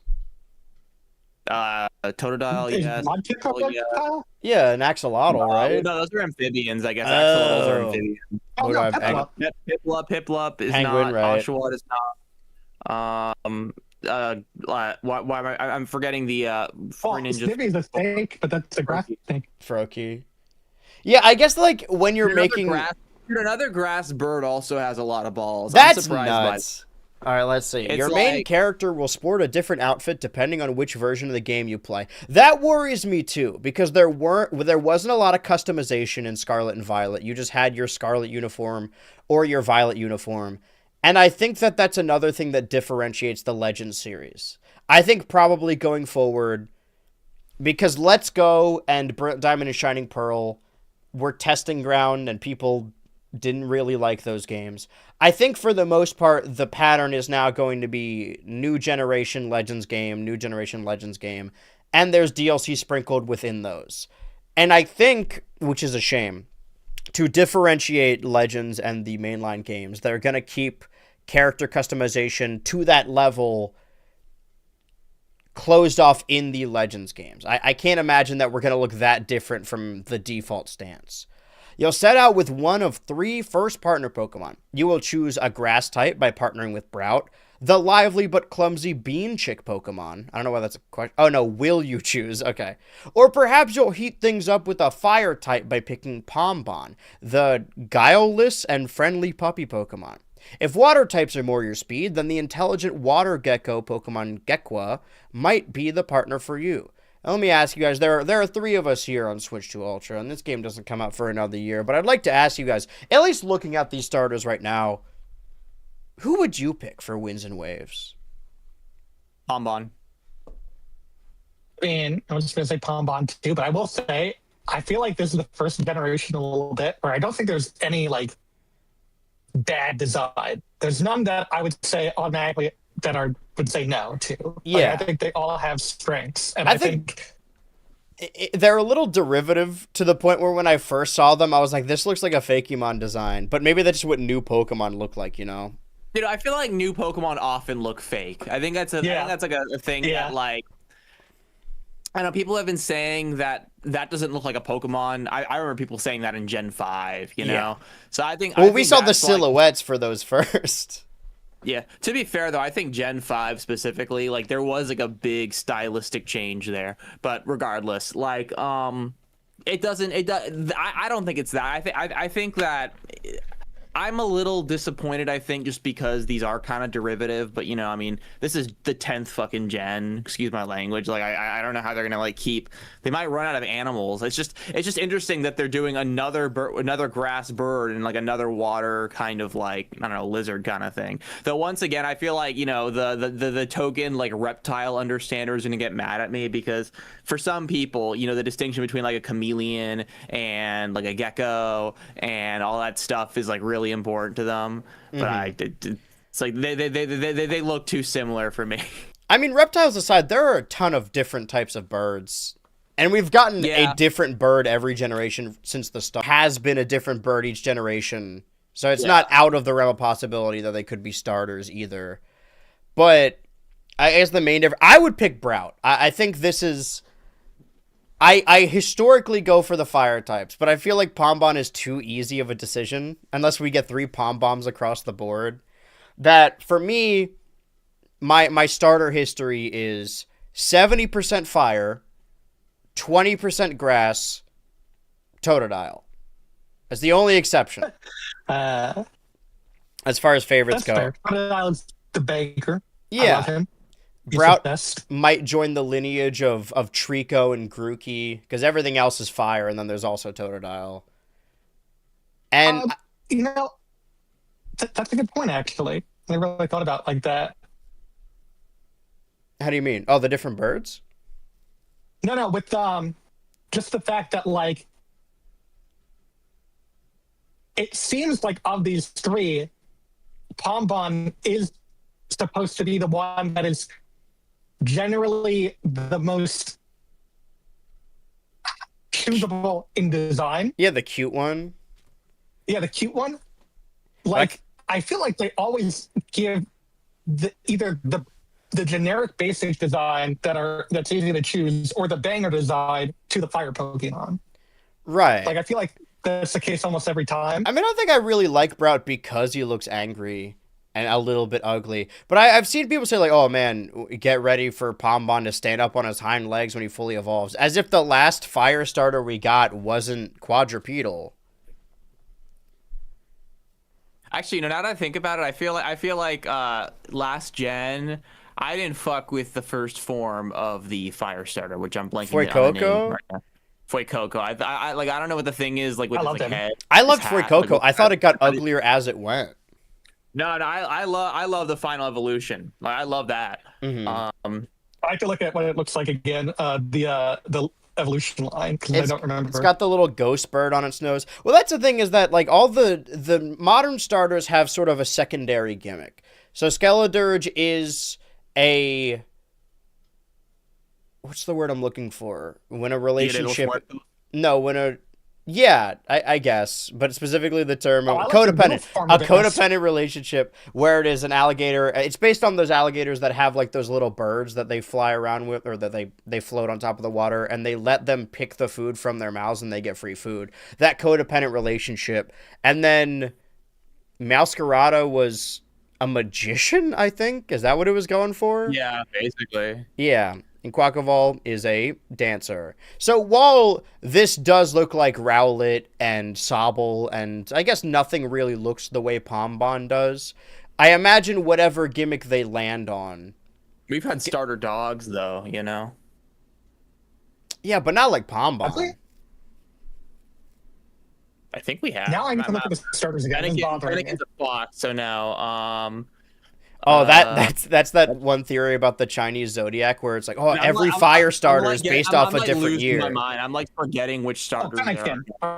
Right. I forgot. Yeah, well, it's like a wolf. We had this argument in the server where there's the age old Pokemon theory that like, oh, all the fire starters are based off of the Chinese zodiac, and they always say like, oh, Fennekin represents the dog. It's like, I feel like that's cheating a little bit. Like, sure, is a dog, cheating. Yeah, but I'm surprised the Chinese don't have a year of the fox. I just assumed that like, oh yeah, there's definitely a year of the fox, but I guess not.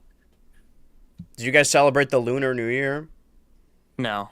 Oh, every time. Damn. I don't know if I brought this up on the show, but my New Year's resolution this year was to at least see one live show, like theatrical show, once a month. And I caught it at the very tail end this weekend. I saw the Back to the Future musical. I saw Wicked in January. I love that one. I haven't seen the movie, but I know what happens in it. No, but I know what happens in it. I feel like it really plays up the incest bit in the musical, but I have been re-listening to a lot of songs from it. Also, no smoke to him because I love supporting the local shows, but the dude who played Marty looked and sounded like Kyle Gordon, and I couldn't get it out of my head. But anyway, I think that show is really good at special effects. Yeah. Oh, there was a bit. You know the story that the people who saw a train in one of the first movies had to run out of the theater because they thought the train was going to run them over. Yeah. There was a bit at the end where the DeLorean like lifts up and then turns towards the audience. So and I know realistically they're not going to shoot it in the audience, but for a second I was like, I gotta move. Like this is gonna go bad. Oh my god, it was good. It was a really fun show, and then I went out with my family to. They found that they were like, oh, there's this new local Chinese place we should go, and I don't know if they were just celebrating Lunar New Year or if it was just like they do this every weekend.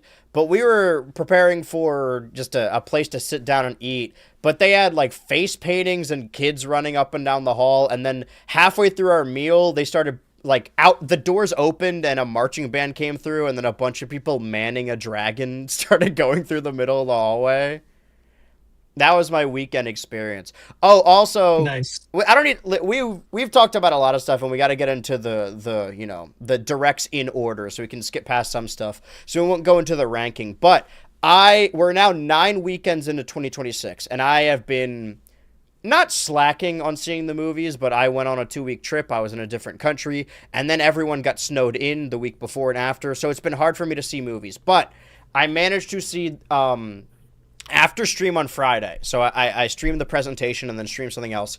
I just missed the theater, and it was so nice out. It snowed last night, but the days before it felt like summer. It was insane. We're all going to die.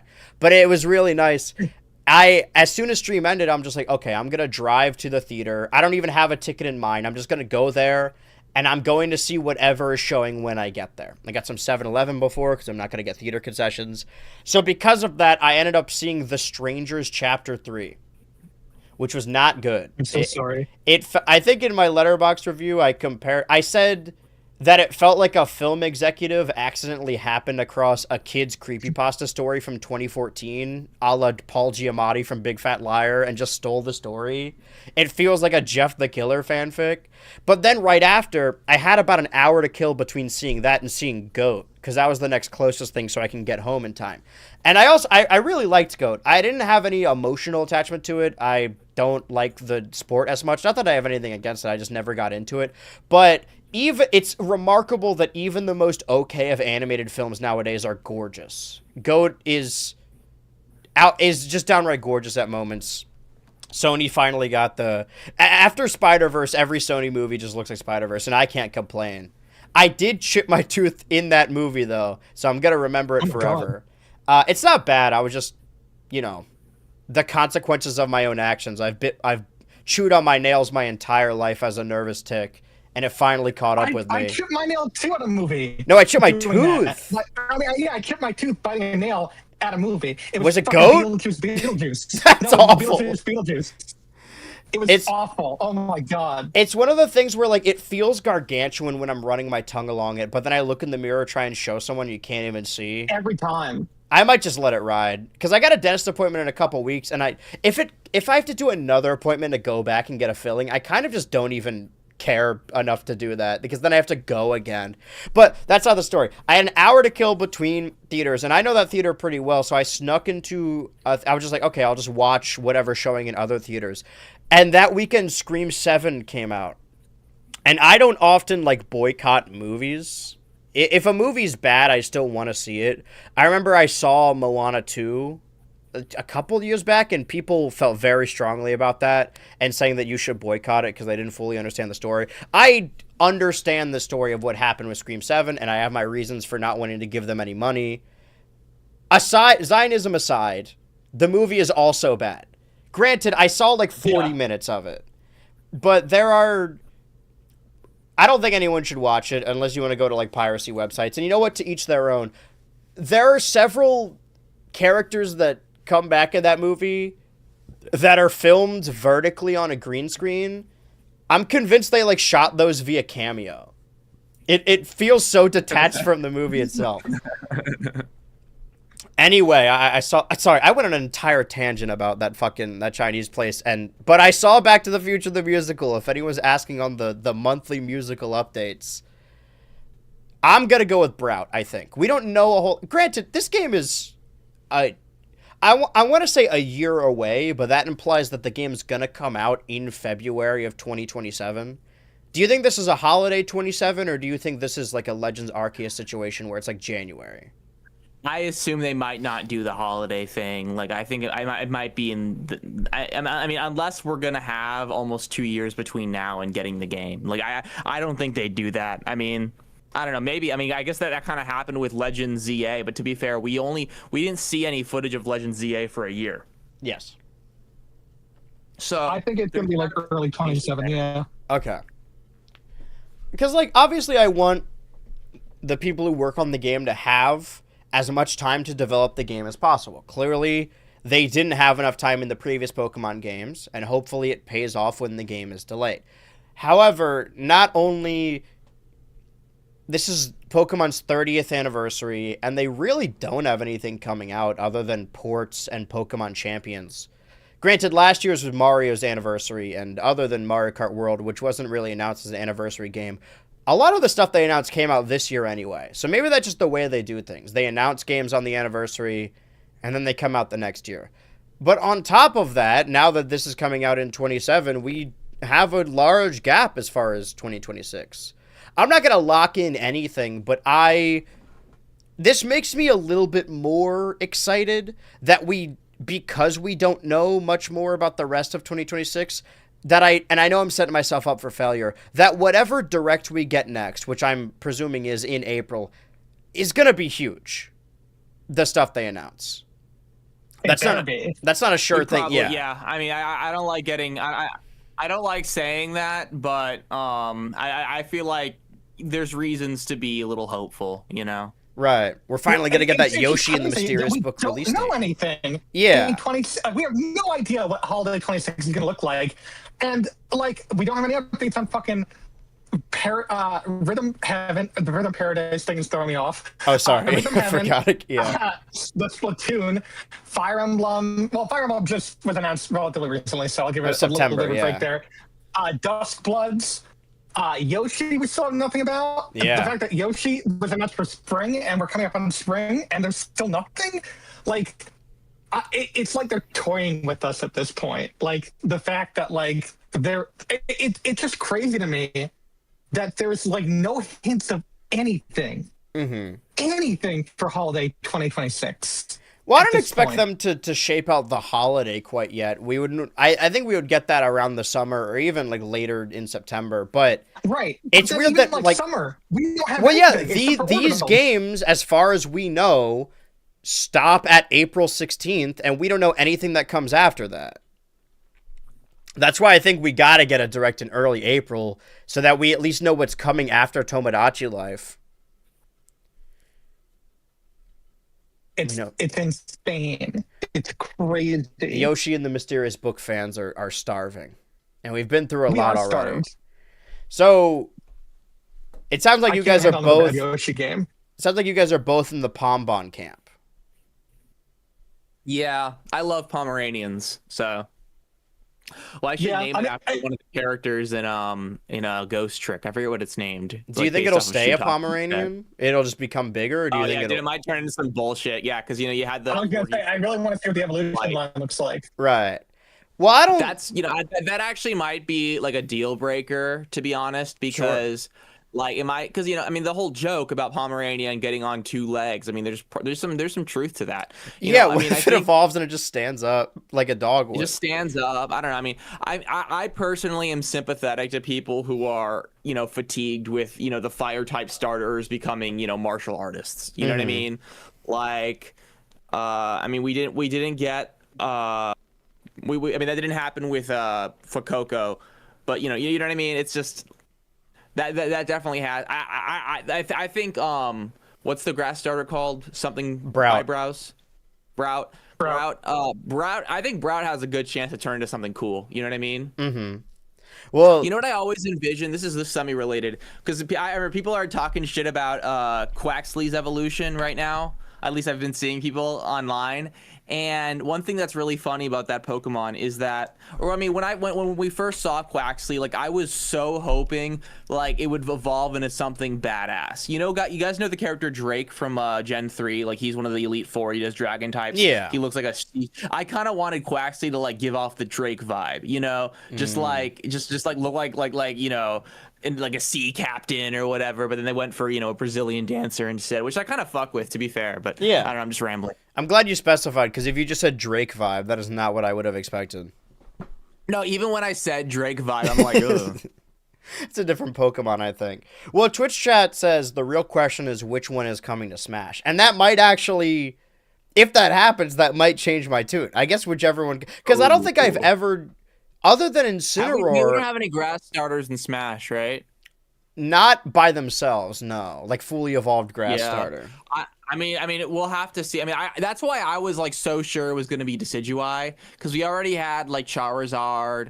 It seemed like, I don't know, they would want to kind of do one of each or something like that. We had But Charizard, but like, did we really have Charizard? That was kind of just like, well, this was Yeah, talking that's like- about Yeah, Rock this was Smash. talking about Ultimate before Ultimate was even announced. So we were Right. kind of thinking about it as Charizard as its own character. I remember like when Ultimate was announced, it was kind of a surprise that Pokemon Trainer was coming back, at least to me, because it seemed that going into Smash 4, there was kind of a move to kind of reduce the amount of transformation characters. That's why they split up Samus and Zero Suit Samus. That's why they split up Zelda and Sheik. Well, that was a limitation, right? Like that was because they wanted, they that's couldn't. the Ice Climbers, right? Or Well, it something was along also those like lines? the No, I think it transformations was- couldn't really work on the 3DS, so they wanted the games to remain similar. Really? Yeah, because they I don't- undid it with Pyra and Mithra. I don't think it was a 3DS Well, thing. I think. They undid it with Pokemon Trainer. That too, yeah. Well, yeah, that's why. I mean, but I remember in Smash, like I'm talking about like 2015, 2014 here. Yeah. I remember I would hear people say this, and I don't know how true it was, but there was kind of a like I don't know if someone said something in an interview, but there was this kind of idea floating around that they wanted to get rid of transformation characters as they kind of, I don't know, I mean, they kind of like made the gameplay less flexible or whatever. I mean, I think the biggest example is how Zero Suit Samus requires a Final Smash to even access. Yeah. I think that was just a thing they wanted to move away from. But I thought that was in regards to the Final Smashes themselves. I think they said they wanted to not have these like stage, like they wanted the Final Smashes to be like quick one and done type things, and Yeah. not like be these like big stage things or have consequences or stuff like that. I will so say, if Pokemon, the future of Pokemon reflects on whatever new Super Smash Bros. Game there is. I have had this idea because, I like the idea of the new Smash game being an amalgamation of the previous console generation. For years, I was certain. I was like, yeah, Pikachu's Final Smash is going to be changed to Gigantamax Pikachu. That's his most recent new form. Of course they're doing that. And it would be like Bowser's Final Smash. Like it showed big in the background, or maybe like the Snorlax Pokeball, and it just like covers the whole stage. And the more and more distance we got from that, the less sure I was of that. I was like, well, I don't know if anyone cares about Gigantamax Pikachu. But if the leaks are correct, and the next Pokemon game we get after Winds and Waves is a Legends Galar game, we have a shot to loop it back around, to give it another go, and make Pikachu's final smash Gigantamax Pikachu. Regardless, I think Bowser's final smash is going to be Fury Bowser. I'm locking that in. But I think that the separation of the characters was... I've heard it was due to a limitation. I assumed it was a 3DS limitation. It could be. I just due don't to understand why that would be an issue on the 3DS. I don't know. Like, yeah, I'm like, is it like a memory thing? They can't load another character into. I assume that wouldn't be an issue. I think it was just. I think I just imagined it as like, you know, just a game design thing. They just thought like maybe it'd be better to just have characters that were full characters or something. But Dan mentioned also that Ice Climbers weren't in the game because of the 3DS, and that's a mechanic that, you know, works on the GameCube. So maybe the 3DS is just like ever so slightly less powerful and isn't able to do the same mechanics. I had a friend, and he said he speculated that they actually took out the Ice Climbers because of 8-player Smash on the Wii U version. But honestly, I doubt that. I think it was the 3DS. Yeah, I think there were a lot of limitations in those games that were just to keep the rosters of the game the same. And I understand that, but I think it held back both versions a little bit.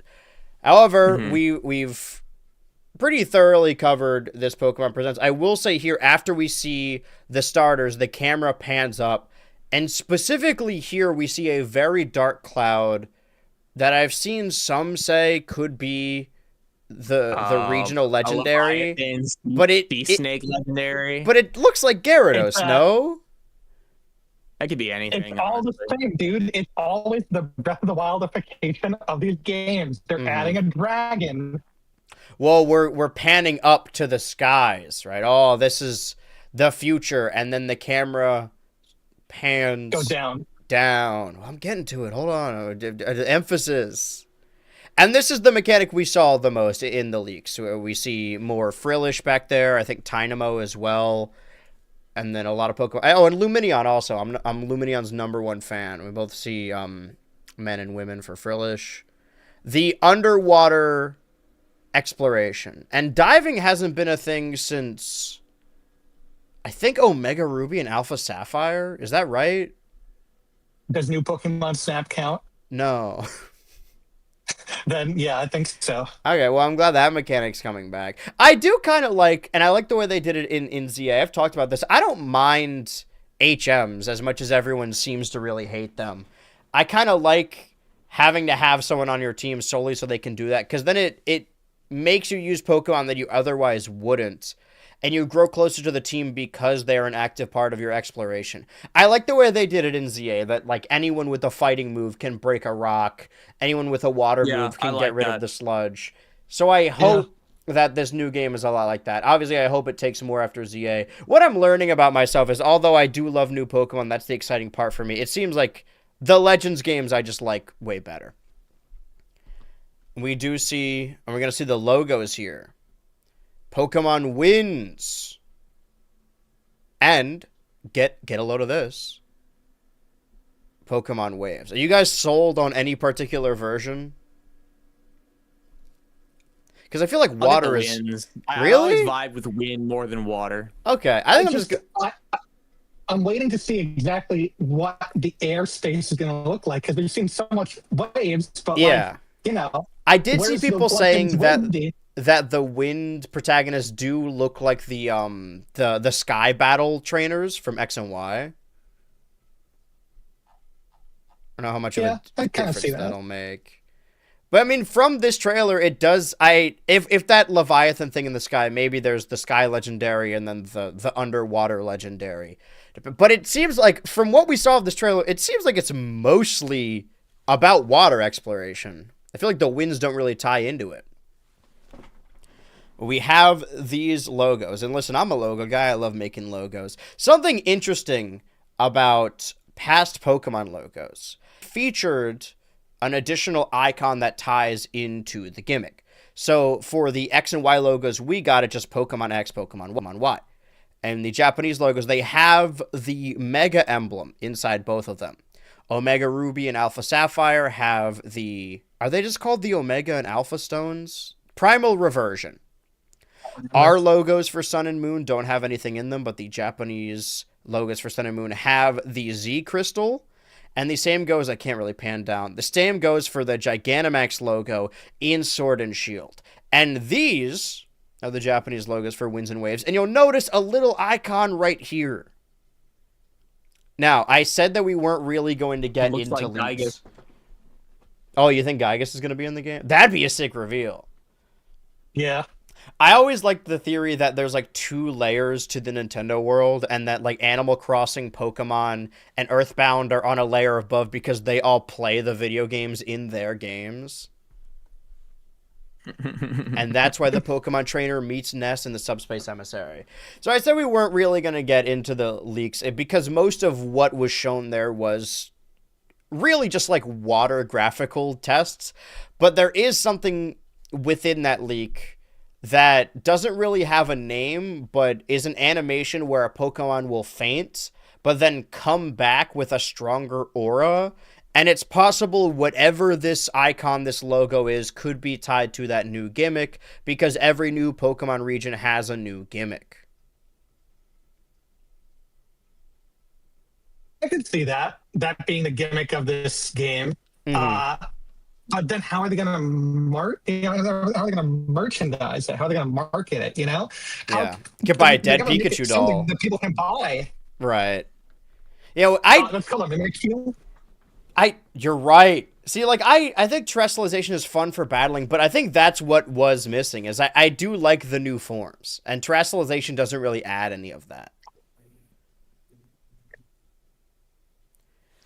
But I like terrestrialization like, from like it's a filter. It was fun in the terms of, you know, the way it could affect, you know, battling. You know, it's kind of cool to think about, like, oh, what happens if you turn Dragonite into a normal type? Oh, you can become a super extreme killer and fuck people up.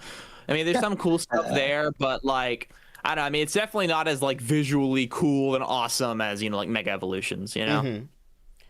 Well, we have talked a lot about both Smiling Friends of the Pokemon Presents. I have been hard at work on this Smash Bros. Video, and I was recording gameplay footage, not for that video, but for a different video, all of today, so I'm going to spend the rest of tonight trying to finish a couple pages of that. However, we do have additional stories to run through. Obviously, Asha Sharma has taken over as the EVP and CEO of the Xbox division of Microsoft, and she primarily worked, or not primarily, she was the AI president, right? She worked in their AI division, which is concerning, but the only statement she's made so far is that she wants to return focus to consoles. And I was of the opinion that we wouldn't be getting a new Xbox console. I don't know how true that is anymore. And also Amazon, on top of this, no, you go ahead. I still think we're probably not, but I think now it might just be because, and this isn't technically their fault. Well, it is their fault, but it's not just their fault. Just prices for everything are too high, like to build these things. Like, and I just think they know they would be selling it at a net loss. So why even bother at that point? You know? Right. So I can't imagine them wanting to move forward on that until prices go back down. If they go back down, God, please go back down. We're just waiting out. I mean, we won't cover these in full because I want to get into the final segment, but on top of, you know, AI development, Amazon released the first picture of the live-action God of War series, and there are a lot of people that didn't believe this because they heard that filming begins in March and hasn't begun yet. So some believe that this image may be just AI, and I think it might just, like, look like that. But on top of that... It's March right now, but I think this image was released... I think it came out like a week ago. Yeah, in the tail end of February. But on top of that, I played a little Resident Evil Requiem. Not enough to have a solid review of it yet, and I plan on playing the new Scott Pilgrim game next weekend. But I just wanted to say this real quick, that I think this is a re-upload of it, but Metacritic took down this review of Resident Evil Requiem, which was a 9 out of 10 review, because people read through it and instantly noticed that there were a lot of... They clocked it as AI. Because I think that IGN has on-roster reviewers, and they don't always go named, but they do all work for IGN. Whereas Metacritic takes... What's the word I'm looking for? When you send them in. Uh, Aggregate. Yeah, well, they take review. People send in reviews and they take them, and this is sort of, I mean, this is just the first AI review that people have noticed. Who knows how many AI reviews have gotten through the system? Only a lot. But it's such a strange thing. Like, if you want to plagiarize a YouTube video and get fame and glory, if you want to do gambling, or if you want to do a movie or whatever, why would you AI generate a video game review? I don't understand that. What you hope to gain from that at all? I'm like thinking of like some scheme. Like, let's say you like AI generate a review to kind of like start propping up like your own like video game journalism publishing thing, and maybe you hope that you'll get some sort of like notoriety or like prominence as a game reviewer, and you start getting given review copies or some shit. Yeah, like, Brian Marigold is an experienced iGaming and sports betting analyst. What the fuck is iGaming?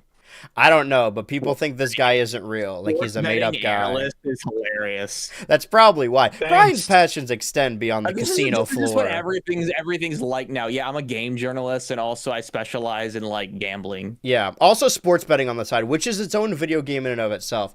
Before we listen, I have my own individual 26 ranking, but I'll try and see a new movie every weekend. Primal hasn't finished yet, and I'm way behind on Fallout.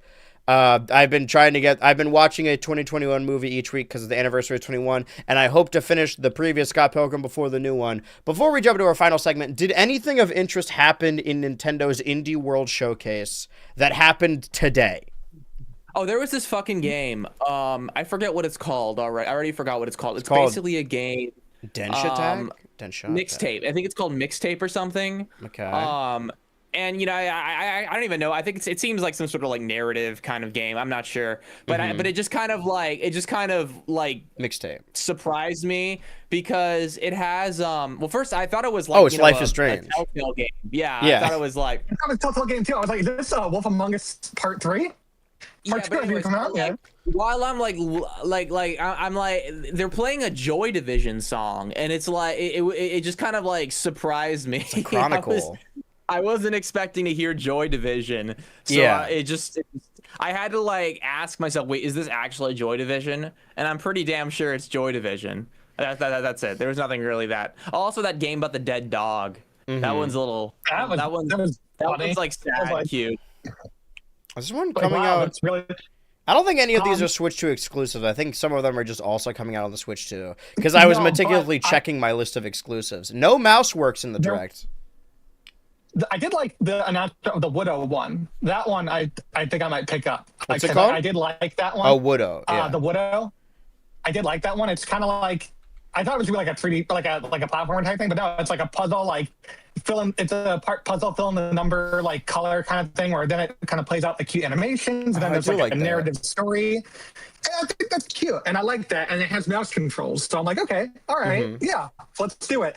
And honestly, I'm gonna pick this one up because it looks cute, and like I like the style, and I'm all down for chiller games, honestly. So this one was a highlight for me. I think, yeah, obviously what it started with and what it ended with were like the big names, and those were like big, but I think this might have been like the highlight for me, honestly. This Widow game. I do think that more often than not, the indie directs kind of veer into the cozy game filter. And to be fair, like modern Nintendo directs do that anyway.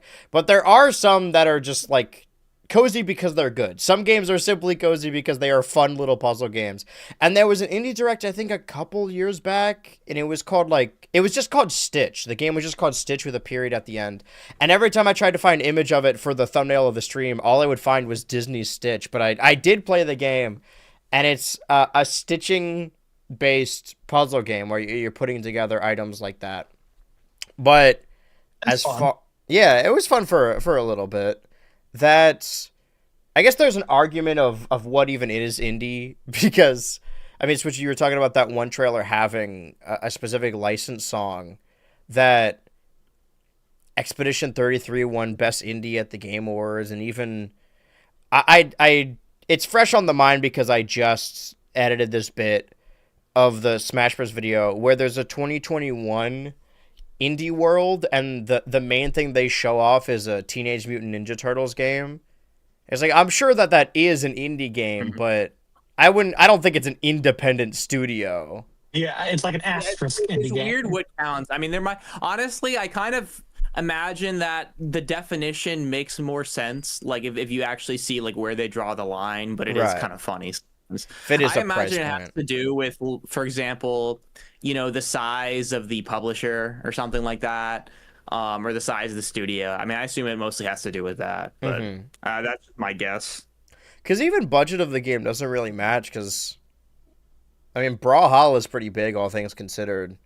Even though that is... If it was shown off in a direct for the first time, you would assume it's just the most generic of generic indie games. But I guess things get popular because they are free. Well, that is... I would...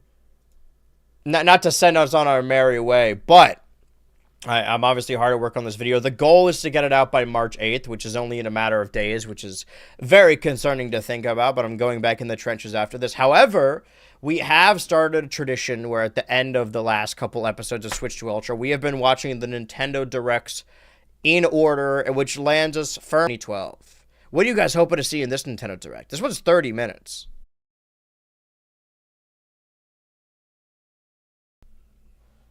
Oh god, this one's 30 minutes. Satoru Shibata presents European Nintendo news. I don't remember what came out around this time.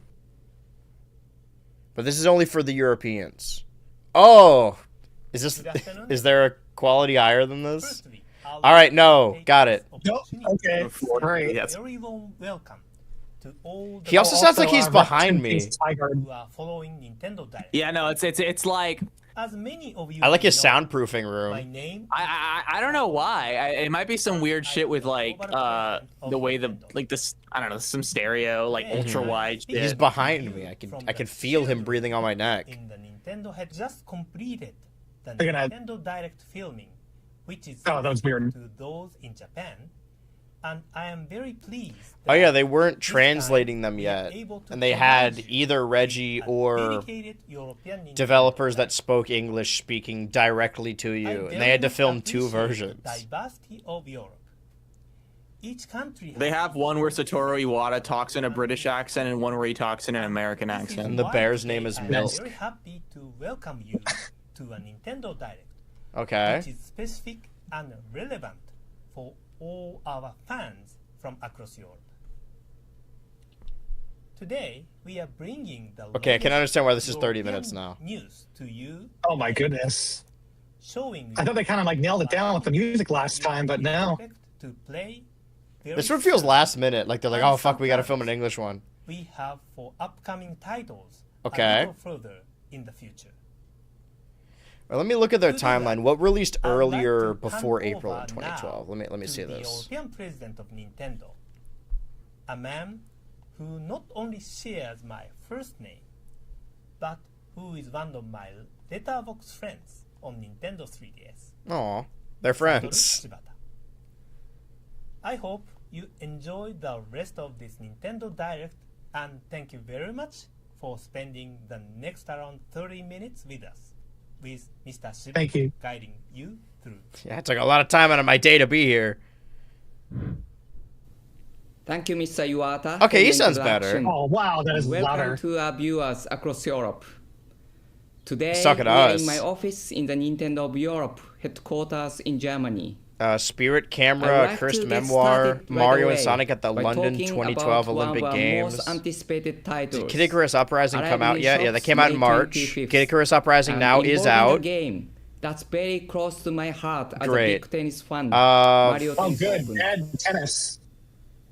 Mario Tennis In Japan, has a strong Fire Emblem history Awakening on came out a Nintendo couple days platforms, prior, but it wouldn't with come out in many North different America until games You may 2013. remember on console. That's the big one, right? Including the Nintendo 64 and Nintendo GameCube, and each Yeah, providing Awakening was the big slightly one that kinda, different like, spin took off, I on the think. game of Okay, well tennis, this is a Mario pre-Fire style. Emblem world. Now we are really excited to bring you a unique Mario Tennis experience, only possible on Nintendo 3DS.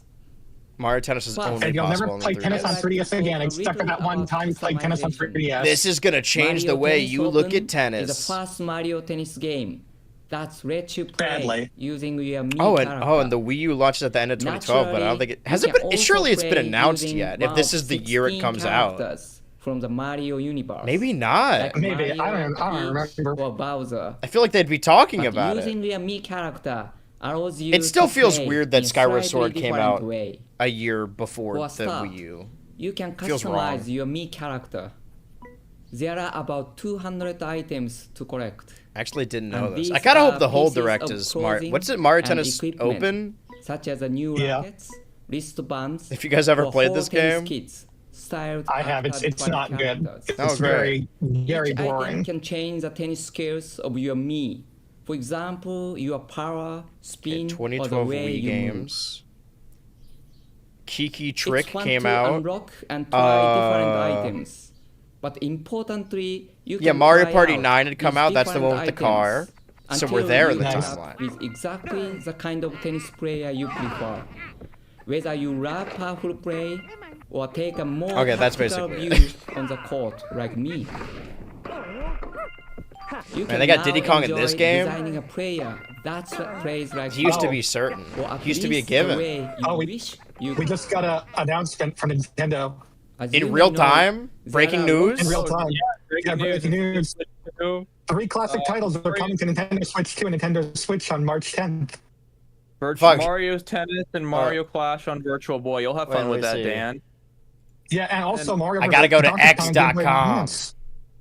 Oh no, that's something else. Wait, Maybe this is the shoot me only the thing shoot me from the link Mario real Day. quick.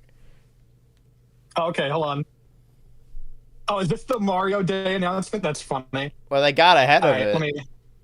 I love when let me news show breaks it. during the pod because they've been doing stuff increasingly more and more on Tuesday because I mean the indie world was today. I'm going over to X for this. I'm drudging my way through. More games are coming to Nintendo Switch Online. More games with Mario are coming into Switch Online. Oh, the Virtual Boy games. I guess they get. How many Virtual Boy games were there at launch for the peripheral? Like 6, I think. That's rough. I would have sworn that they all came out at the same time. This is a very Mario-centric I'm 7. literally gonna mute this stream because that's the sound is annoying me so. Oh, sorry. Oh no, that's right. I'll turn it back on for the direct, but it's like this stupid music. Oh, yeah. This is a very Mario Tennis-centric. Oh! This game got a remake on the Switch. It did. Was it So made, this or- this just goes to prove that like the fact that Wind Waker is on GameCube NSO doesn't mean we're Yeah. not gonna get another. Well, also, Wind like, Waker Mario remake. RPG is on NSO too, right? I don't think it is. Oh, available March 10th. Okay, Mario. Mario. Also, Mario Day. if you really wanted the Mario Kart 8 Deluxe Booster Course Pass, you can get it now with the expansion pack. Dude, what is it with this constantly happening while we're doing this stream? Like they They've always been announce doing these- Tuesdays more and more. They tend to announce stuff on Tuesday nights. It's not like super weird, though. Yeah. They make- I guess we're used to doing the show on Mario Tennis Mondays. Open. You can play locally with friends and family. In the I can't same see that room. Bowser plush in the And you background when can I'm thinking about also plush use videos. download play. No, that's like a very download Mario play. Logan Even coded for if Yeah. Bowser. one person I wish I has knew a who I watched as a up to kid 4 because I players don't can think it's enjoy Mario, a but I game of watched tennis someone do like together. plush videos because I I would watched a play lot of Galaxy Mario and then go Tennis online and like videos. watch Mario Galaxy Logan. Was it related like that videos. anime Weed Bros guy? I You don't can now know. play I think it was friends, Switchy, family, actually. and also other Oh. people in Oh, your damn, region Switchy? online. Yeah, I think I Callback? grew up watching John Switchy John plush John videos Reed, actually. like Mario plush videos. The invisible Where string is that's been Switchy tying us now? together. What it takes Whatever to happened be to European Switchy? champion. Yeah, fell off. And the best part Used to make the is best Mario you can plush use that videos Mii in the character game. You We gotta go customize back. to play against other people. Gotta get back to in your own unique Switchy's style. Club Penguin Let's Making Play this the era. most I've been shocked, personal I've been- game of Mario you've ever played. I've been shocked. I've been doing a Look something out called for me March too, Gladness. as I It will started certainly earlier be in February where I'm taking pitting part all in of the online videos that are matches on the channel once against the each other in game a launches bracket. across And I'm Europe surprised on at the May ones that are winning. 25th. But I got a comment today. I don't know if they were trying to be abrasive or aggressive, and they're like, I don't know how videos from this year keep winning. It's like objectively the worst year in BH Ultra. And it's 2024, which is, if we're talking about objective, 24 is my best year. Let's be real. I like 24, yeah. Yeah. But like what was the last one? I've been shocked the way it's been going. 25 had the barnyard video. What do you mean 25 was the worst year? I said 24 is the worst. I personally don't love the way it turned out on YouTube, but Yeah, right now the Well, Izzy there's video is nothing you can do about that. the Izzy video is against Mako Mermaid, so I know which one's gonna win. But yeah, like the Joker 2 video beat Grandma Got Run Over. The Robot Chicken video beat the Clone Wars one. Like I was shocked because nobody's watched those videos. I don't mean to call 12K people nobody, but in the grand scheme, you can play with friends and family. With all only you need one is- game card. Wait, didn't we just see this? Your Like, mom. didn't we just see these. Yeah, but graphics? now there's music in the background. You can get a 3DS. I- You buy a 3DS and a copy of Mario Tennis Open for your mom, your dad, your sister, and your brother, and you can all play it together. Tennis-based special games. See, this puts it into context a little bit. If we're worried about the way the Switch 2 is going now, just know that this was Nintendo's 2012. I guess I shouldn't compare the Switch 2 to the Wii U, but that looks Well, this is the annoying. 3DS. So we Well, the have, 3DS did better This than was the like Wii a year in, right? Yeah. More surprise. Who are these characters? Hidden characters. I They don't could be know. anyone. To see a What year did you 3D make the version. most money, BHU? And as you might have seen in the That's trailer, Twitch chat saying that. I didn't just bring there that will up for be no further reason. surprise in the near future. So please stay tuned and check our website. Probably or 24. follow our Twitter Oh, I account. miss Twitter. But it's not about the money. Speaking of multiplayer gaming, that's new and exciting. I think I just gotta go to brings MomoCon me again. the That's next what's missing. topic That's how I'd my like to 24 was mention going. Today. Kid Icarus Uprising has been on sale for several Are we weeks halfway now. through this and half of this is just tennis? Thanks to European We're players. a third of the No, way okay, through we're it. a third of the way through it. And a third of it is tennis. Okay. Many Great. people But have Kid Icarus commented Uprising just on the released. That's why when clips people like and say that this is the photos of worst gameplay direct to be ever, I'm like, found dude, is this as your you first play through Nintendo this Direct? Well, at least these are all Nintendo We have games, prepared a right? short video Now we get a today bunch of about fucking. That's the only how thing you that's can that's find the brevity and of the use early stronger Nintendo weapons Directs is and like how they have to make the only be most of Nintendo them games. if you want to beat your friends in multiplayer mode. If you want to beat your friends. I still have not played this game. Next, Switch In the 2 Wii- Ultra is Mario You don't Day. move as fast while you're But shooting. It is, yeah. the 3DS released in North America March So it's 27th, easier to dodge if you 2011. focus on charge So shots instead I of guess just the firing one continuously. after Mario Day, and then the one after that, and then March You can also 31st, change we aiming could celebrate sensitivity the and turn 15-year speed anniversary of the using the 3DS. camera Is it setting yeah, in 15-year anniversary of the 3DS, and we could do like a little draft of our favorite 3DS games. Maybe we each pick 5, If you make the controls more fluid, it's assuming easier that to turn nothing to else face happens yeah. in March. It depends on your preferences, but We adjusting shall see. this so Oh, that he it's a is bit European. quicker Can make it easier. Dash left or This right feels like when Little your Big reticle Planet. is over an enemy to do a dash around. Make sure to keep holding your stylus down on the touchscreen. This is important. You receive It's weapons weird how whether like you win of a the match two or of the lose. two directs we've seen footage of this game, But how much if they you don't focus win on the then you won't get multiplayer anything. aspect, which is something I didn't even know existed. They were surprisingly confident in it. And honestly, I never played it that much. I think just because like a lot of what made Kid Icarus Uprising so fun to me was just the narrative presentation, the characters, the voices. Like I love that impact font.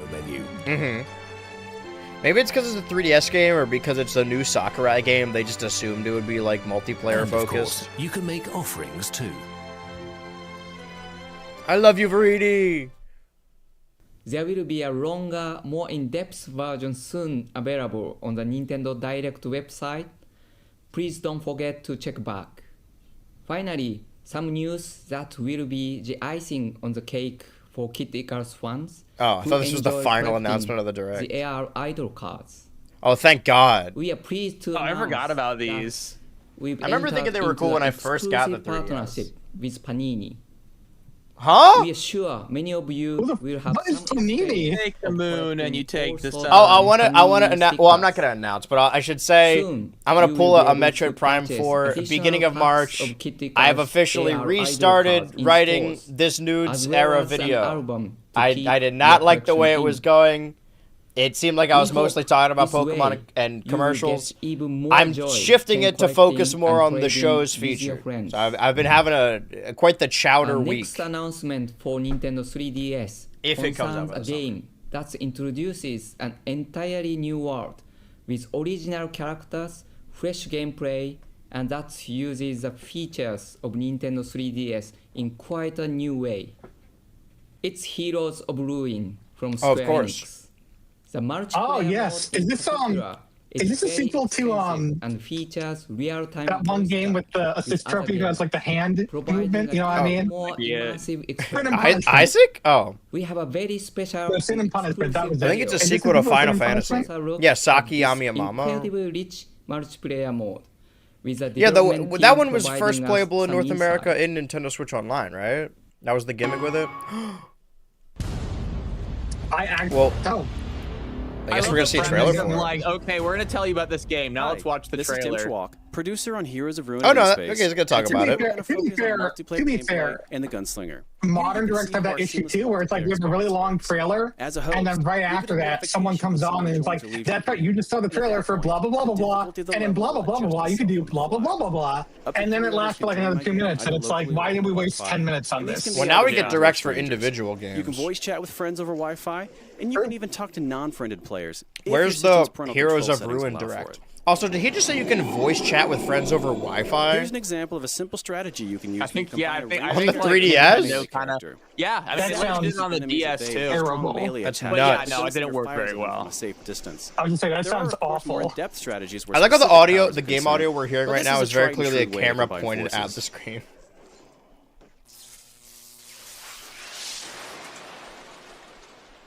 Goblin Science. Goblin As with all Colossus. battles in the game, this They one can put this actually kind of- becomes he more should at least be difficult as assist additional trophy. players join the fray. Of course. Yeah, I don't know. I Is feel it like Lee? allies, you open yourself up to all it sorts does of kind of have the strategic camera advantages. angle of it. One cool thing to note is that all buffs I feel are like if shared it was between party a members at certain distances sequel to when they're Sin at and their max Punishment. level. That Sin and Another Punishment cool isn't thing is even that a you Square can earn Enix game, benefits is by it? playing with your friends. No, it's not. I As think you I was play with a wrong. friend, you can This level is up your just Lee friendship at point, home. earning boosts that only exist while playing with that specific friend. For example, if Tony Square and Enix I has- are friends, Square then Enix our has health so and many energy will iconic replenish series as that we it get also checkpoints, has so but many only that if we're in a game together. either had one The game bonuses or only get better you've from never there. heard of. Heroes of Ruin is a lot of fun when playing alone, but the full potential of the title is unlocked when you join the quest to cure ataraxia Heroes of with other Ruin, gamers. Watch Facebook.com/Heroes for of Ruin. coming soon exclusively to the Nintendo 3DS. Well, if it's an exclusive, I gotta play it. What else I we can got? also confirm today that new downloadable challenges will be available for free every day for entire year after launch. For These scenarios will offer players daily trials and allow them to test their combat I mean, there's probably people that skills really and hold on. I earn want to see if rewards. Heroes of Ruin I has a also wanted subreddit. to mention the It seems like a game Heroes that of would have a Ruin subreddit. official website, which aims to create Ooh, it has a strong website. community. Let's see if around it's the still game. up. The website Yeah, we're will both gonna do allow our own players research. Heroes to of deepen their Ruin. Heroes of Ruin experience. Okay, there's even 3 further. weekly visitors to r/Heroes of example, Ruin. Heroes of Ruin players is an will be able upcoming to check action adventure their real time. stats Oh, that's and rough. Aim for the top of the It game just redirects to the leaderboard. Square Enix site. There's a will subreddit also post from a offer year ago many that says other last day to play exciting online. possibilities Who's for going on the game players just to play it to online expand one more and time? share I am their right game now. experience. Might as well, even if the game is dead Heroes of now. Ruin Got any memories will you be want to available share? in Europe Somebody says, did you from find June anyone? 15th, There was someone who joined me for a bit, exclusively was for Nintendo wild. 3DS. I wonder if the game will run on Now, I'd Pretendo. like to I don't talk know if about I the will mod Pokémon my series. 3DS though. We announced a little Yeah, I heard while it's pretty ago hard to mod your that the 3DS. next game in the 4 Pokémon years ago, series the for Discord Nintendo server DS, got updated and is Pokémon active. Black version 2, So there's the Heroes and of Ruin. Pokémon Oh, White version 2.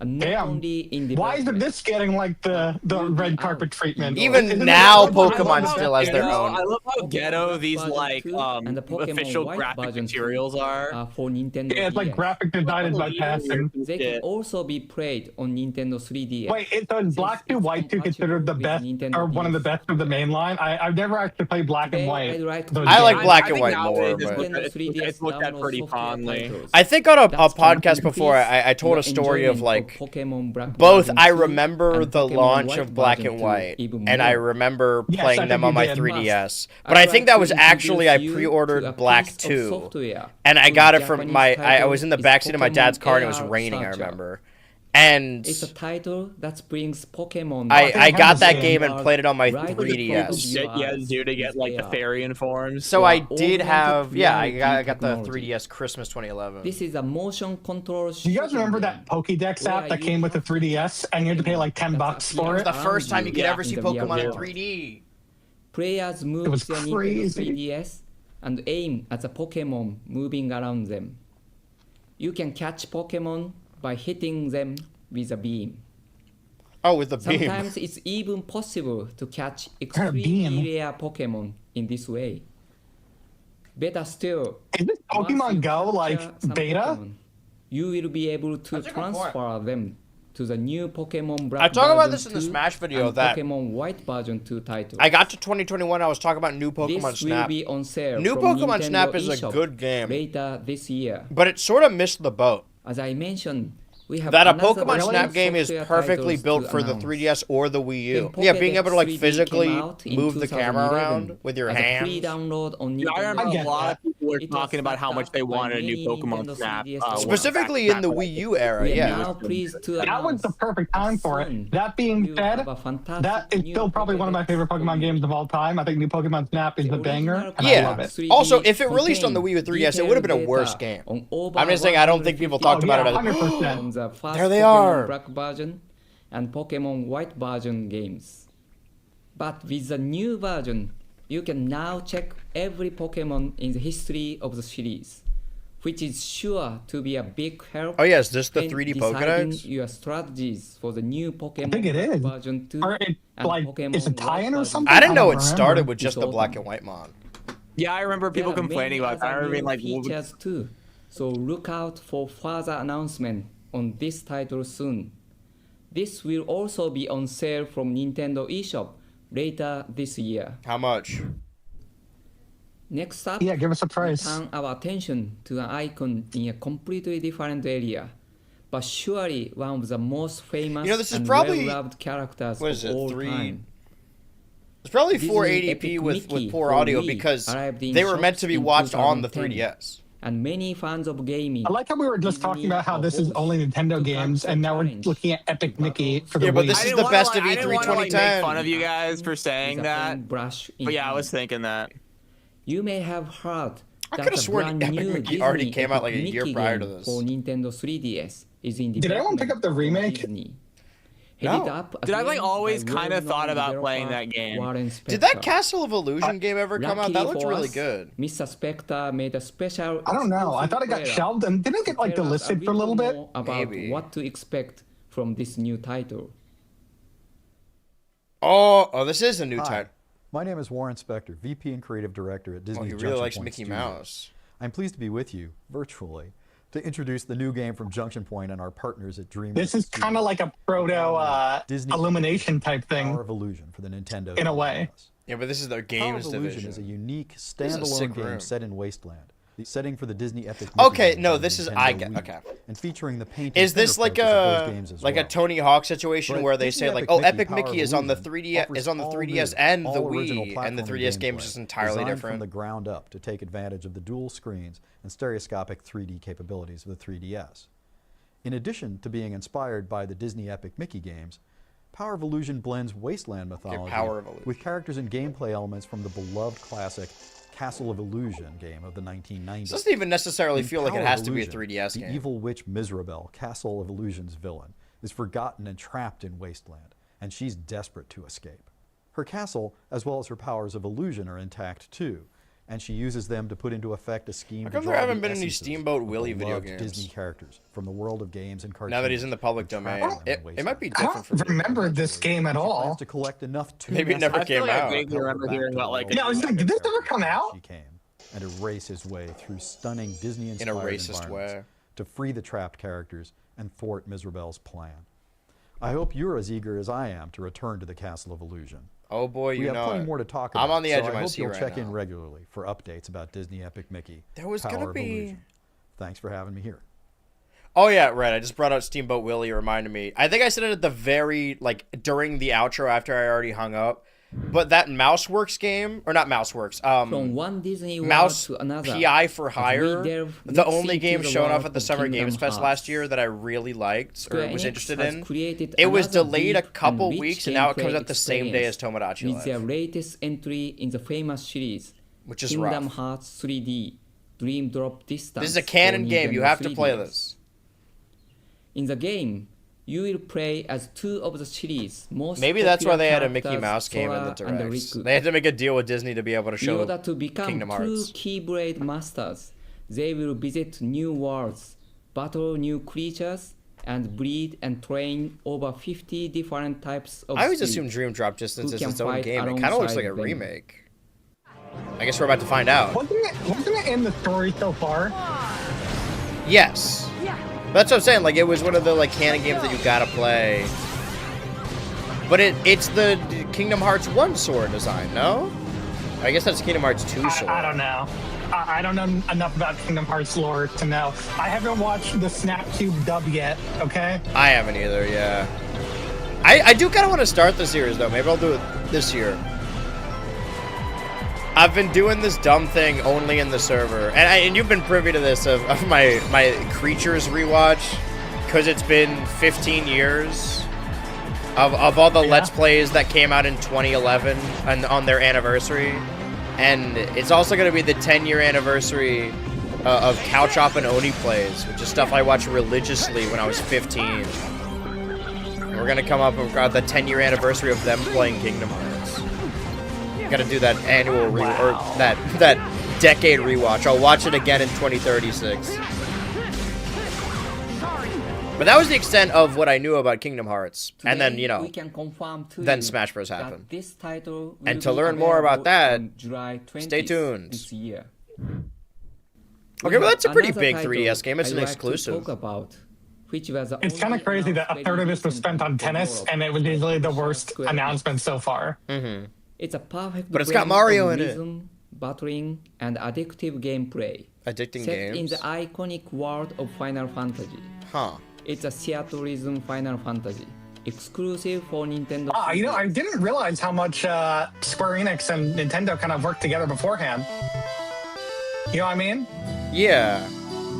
Like, you kind of thought, like, the Switch is kind of like where they rekindled their friendship / love. But, like, yeah, they were kind of working together since the 3DS era. Well, I feel like that doesn't really apply to handhelds because, like, everyone worked with Nintendo. Because, like, there was the PSP and the PS Vita, but there wasn't really competition as far as handhelds go. Well, I mean, you say that, but, like, that was a mainline Kingdom Hearts game. Yeah, but the Kingdom Hearts game that came out before that was on Nokia phones. That's true. Oh, finally, Final Fantasy 7 on Nintendo. It's weird that this is the top screen. This seems like it'd be The stylus game focused. features characters and over 70 pieces of familiar music from many Final Fantasy That's games cool and all, in the but long I'd rather run just have a series, physical Game Boy which will really and be have a each trip track down tied to memory one Game Boy lane for cartridge. fans. Yeah, really. If you have never played a Final Fantasy game before, this is a fantastic This is the next introduction best thing. to some of the elements that have made the series. If you so like the compelling. characters and art But and music of played Final in What Fantasy, elements? You're just Way. tapping the screen. if you like the Theatrhythm full Final motion video and the Fantasy music, will be but available- don't If you like wanna the be a games, fake ass Come on. fan, yeah, it's the guy. you wanna game watch you the wanna- cutscenes. Only the realist It's a ass Wii fans console play now. this. Oh, we're going back to know Wii. that many people have been waiting excitedly for Beat the Beat Rhythm Paradise. Rhythm Paradise oh again, my huh? God. To Thematic confirm parallels. Today, that the final We date really- is now July 6th. 2026 really is the modern day Special addition 2012. To the European version of Beat the Beat Rhythm Paradise. What was it I called in can America? reveal You will also be able to play with. Oh, damn. I was going to say July 6th was a Thursday this year. I was even like, do you think we're going to get Rhythm Heaven on July 6th? Locking it in. Experience both versions of the catchy tunes and gameplay. Let's watch and listen to some examples. Which Kind of European fucked up fans will be for able Square to Enix enjoy. that they showed their rhythm game immediately after.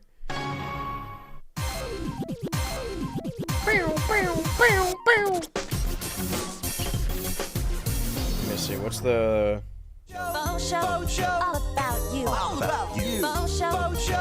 This is Rhythm Heaven Fever, right? I think so. Okay. No, this is Beat the Beat Rhythm Paradise.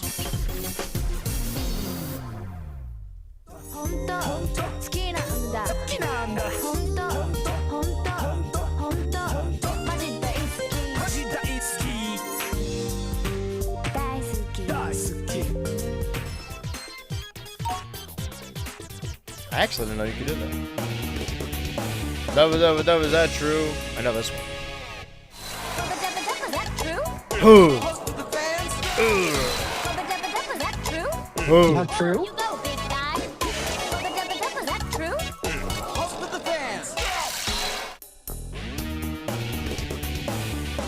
Remember when like people were like Rhythm Heaven's gonna be in the next Smash game and they were deciding between the Chorus Boys and I think Karate Joe? Yeah.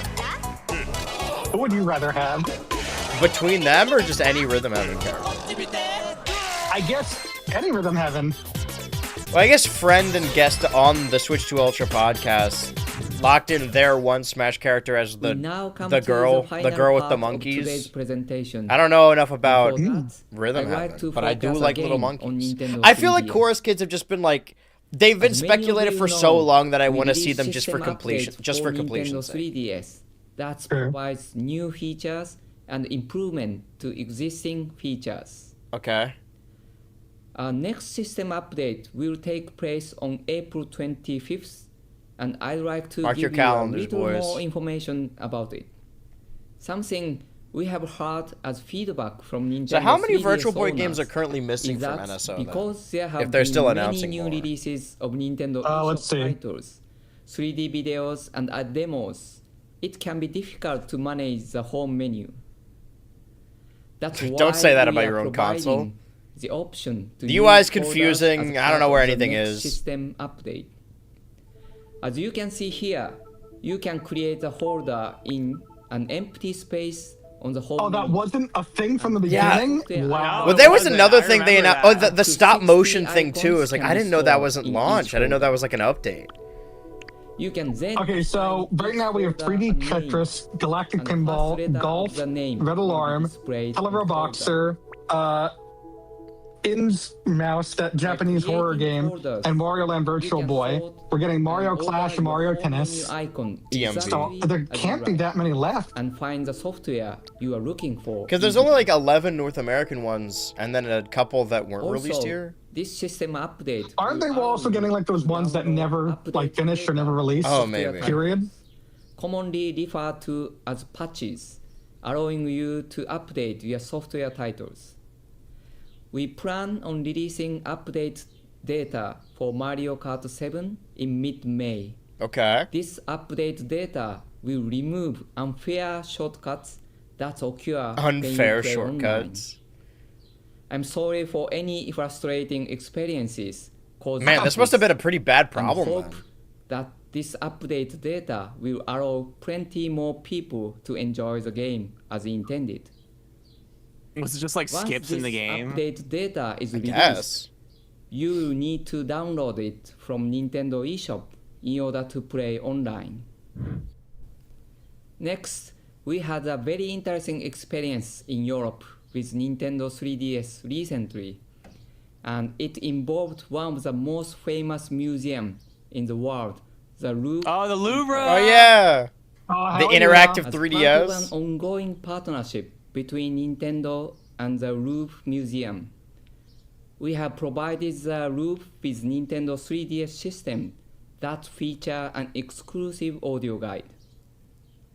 The guide is provided in 7 different languages and includes an interactive This map made it all worth that it. allows Did you guys you ever This do made the 30 this? minutes worth it. exactly I where did. they are Actually, I in don't the know if I did because museum. I was at the Penis. Louvre while they were still doing it, but I don't know if I actually got one of the 3DS. Damn. I think you had to pay for it or something. I don't know. I think I just didn't think it was worth playing. If you want to look at the Mona Lisa on your screen instead of in front of you.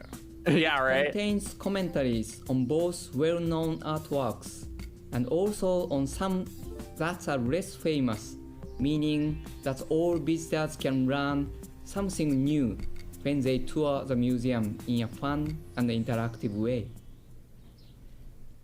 The audio guide Loop Nintendo 3DS is already available for visitors to enjoy, and we hope you will take advantage of it next time you are in Paris and visiting the Louvre Museum. Oh. And finally today, We got closer. it's time to look at the game that we are incredibly excited to confirm for Europe. We get to look at a game. Oh, Europe. I can tell you that the new 2D side-scrolling Super Mario games now confirmed as a new Super Mario Bros. 2, is in full I think we're in our apology arc for this game. This is a Even when this game was announced, yeah, I know, I've heard about that. I heard people like say it's pretty good. But even when this game came out, I was like not into it. Yeah, I remember playing it, but I don't remember the game. Like, I know that I had it and I know that I played it, but I got it. I played a little bit of Mario 3D Land. You only have a few months to wait before. Because people talk about it coming out the same year as New Super Mario Bros. Wii U, but it also came out like 6 months after 3D Land. There's no need for it. I'd like to thank you very much for joining. I just think it's funny because please make sure this game had really good DLC updates and links and all the videos. That was in the era where I hated DLC. I thought it was Europe evil. Website, YouTube channel, and official Twitter feeds. Thanks for joining us, and I hope you enjoy the rest of your day. Aw. Thank you. I know this is kind of Orientalist and problematic, but I did find his accent to be kind of adorable. You're doing it again. Whatever. All right. Well, this has been the Switch 2 Ultra podcast. Next week, next Tuesday, will be taking place on Mario Day. The Tuesday after that, I have a dentist appointment earlier in the day. We'll get an update on this chip situation. And then the Switch 2 Ultra after that on March 24th will be the week ahead of the release of Super Mario Wonder Switch 2 Edition. And then the Tuesday after that, March 31st, will not only be the day we celebrate the anniversary of the 3DS in North America, the day we talk about Super Mario Bros. Wonder Switch 2 Edition, but also it will be the 1-year anniversary of Switch 2 Ultra, because the first show was actually on March 31st. And then maybe we're going to get some announcement in April. We should change the day we do this every year so that it always lines up with March 31st. Because if we didn't change it to Tuesday, it wouldn't have been on the same day. Mm-hmm. Well, at least for today, I've got a whole lot more work to do. I imagine you guys do too. How are your individual large projects going? I don't like to make promises, but I think it's coming out tonight. I would be very surprised if the Pocateo Island video doesn't come out in the next couple weeks. So. Ooh, okay, damn. Well, I'm also. I don't want to say that because like it's not something I have direct control over. But yeah. I mean, I hope. Right. We should all release our videos on the same day. I know, right? I'm still aiming for June. I was away this past weekend, so and I'm still away in South Asia. Right. So crazy time zone. You're welcome for doing this. I appreciate that. Yeah, snorkeling, try to find the local creatures. Yeah, I mean, I'm just when I get back, I'm gonna go right back to work on that. I might stream the new Poker Night game when that comes out. Maybe do a Q&A during that. I haven't decided yet. YouTube style, Twitch style. I don't know. We'll see. It'd probably be Twitch and then like a VOD on YouTube later. You gotta let me know when that is. Yeah, for sure. Well, that is the future for all of us. This has been, what are we at? This is 42, Switch 2 Ultra episode 42. Meaning of life. Yeah, I want everyone to go out and watch, all smiling friends, watch their favorite episode. That's the other thing, is not only will it be the anniversary of Switch 2 Ultra, it'll be, the night before April. Who knows? Anything could happen April 1st. Anything is possible. But for right now... Oh, you're right. Mm-hmm. I didn't even think about that. I need some time to think about this. We will be back. I am hanging up. Work is work.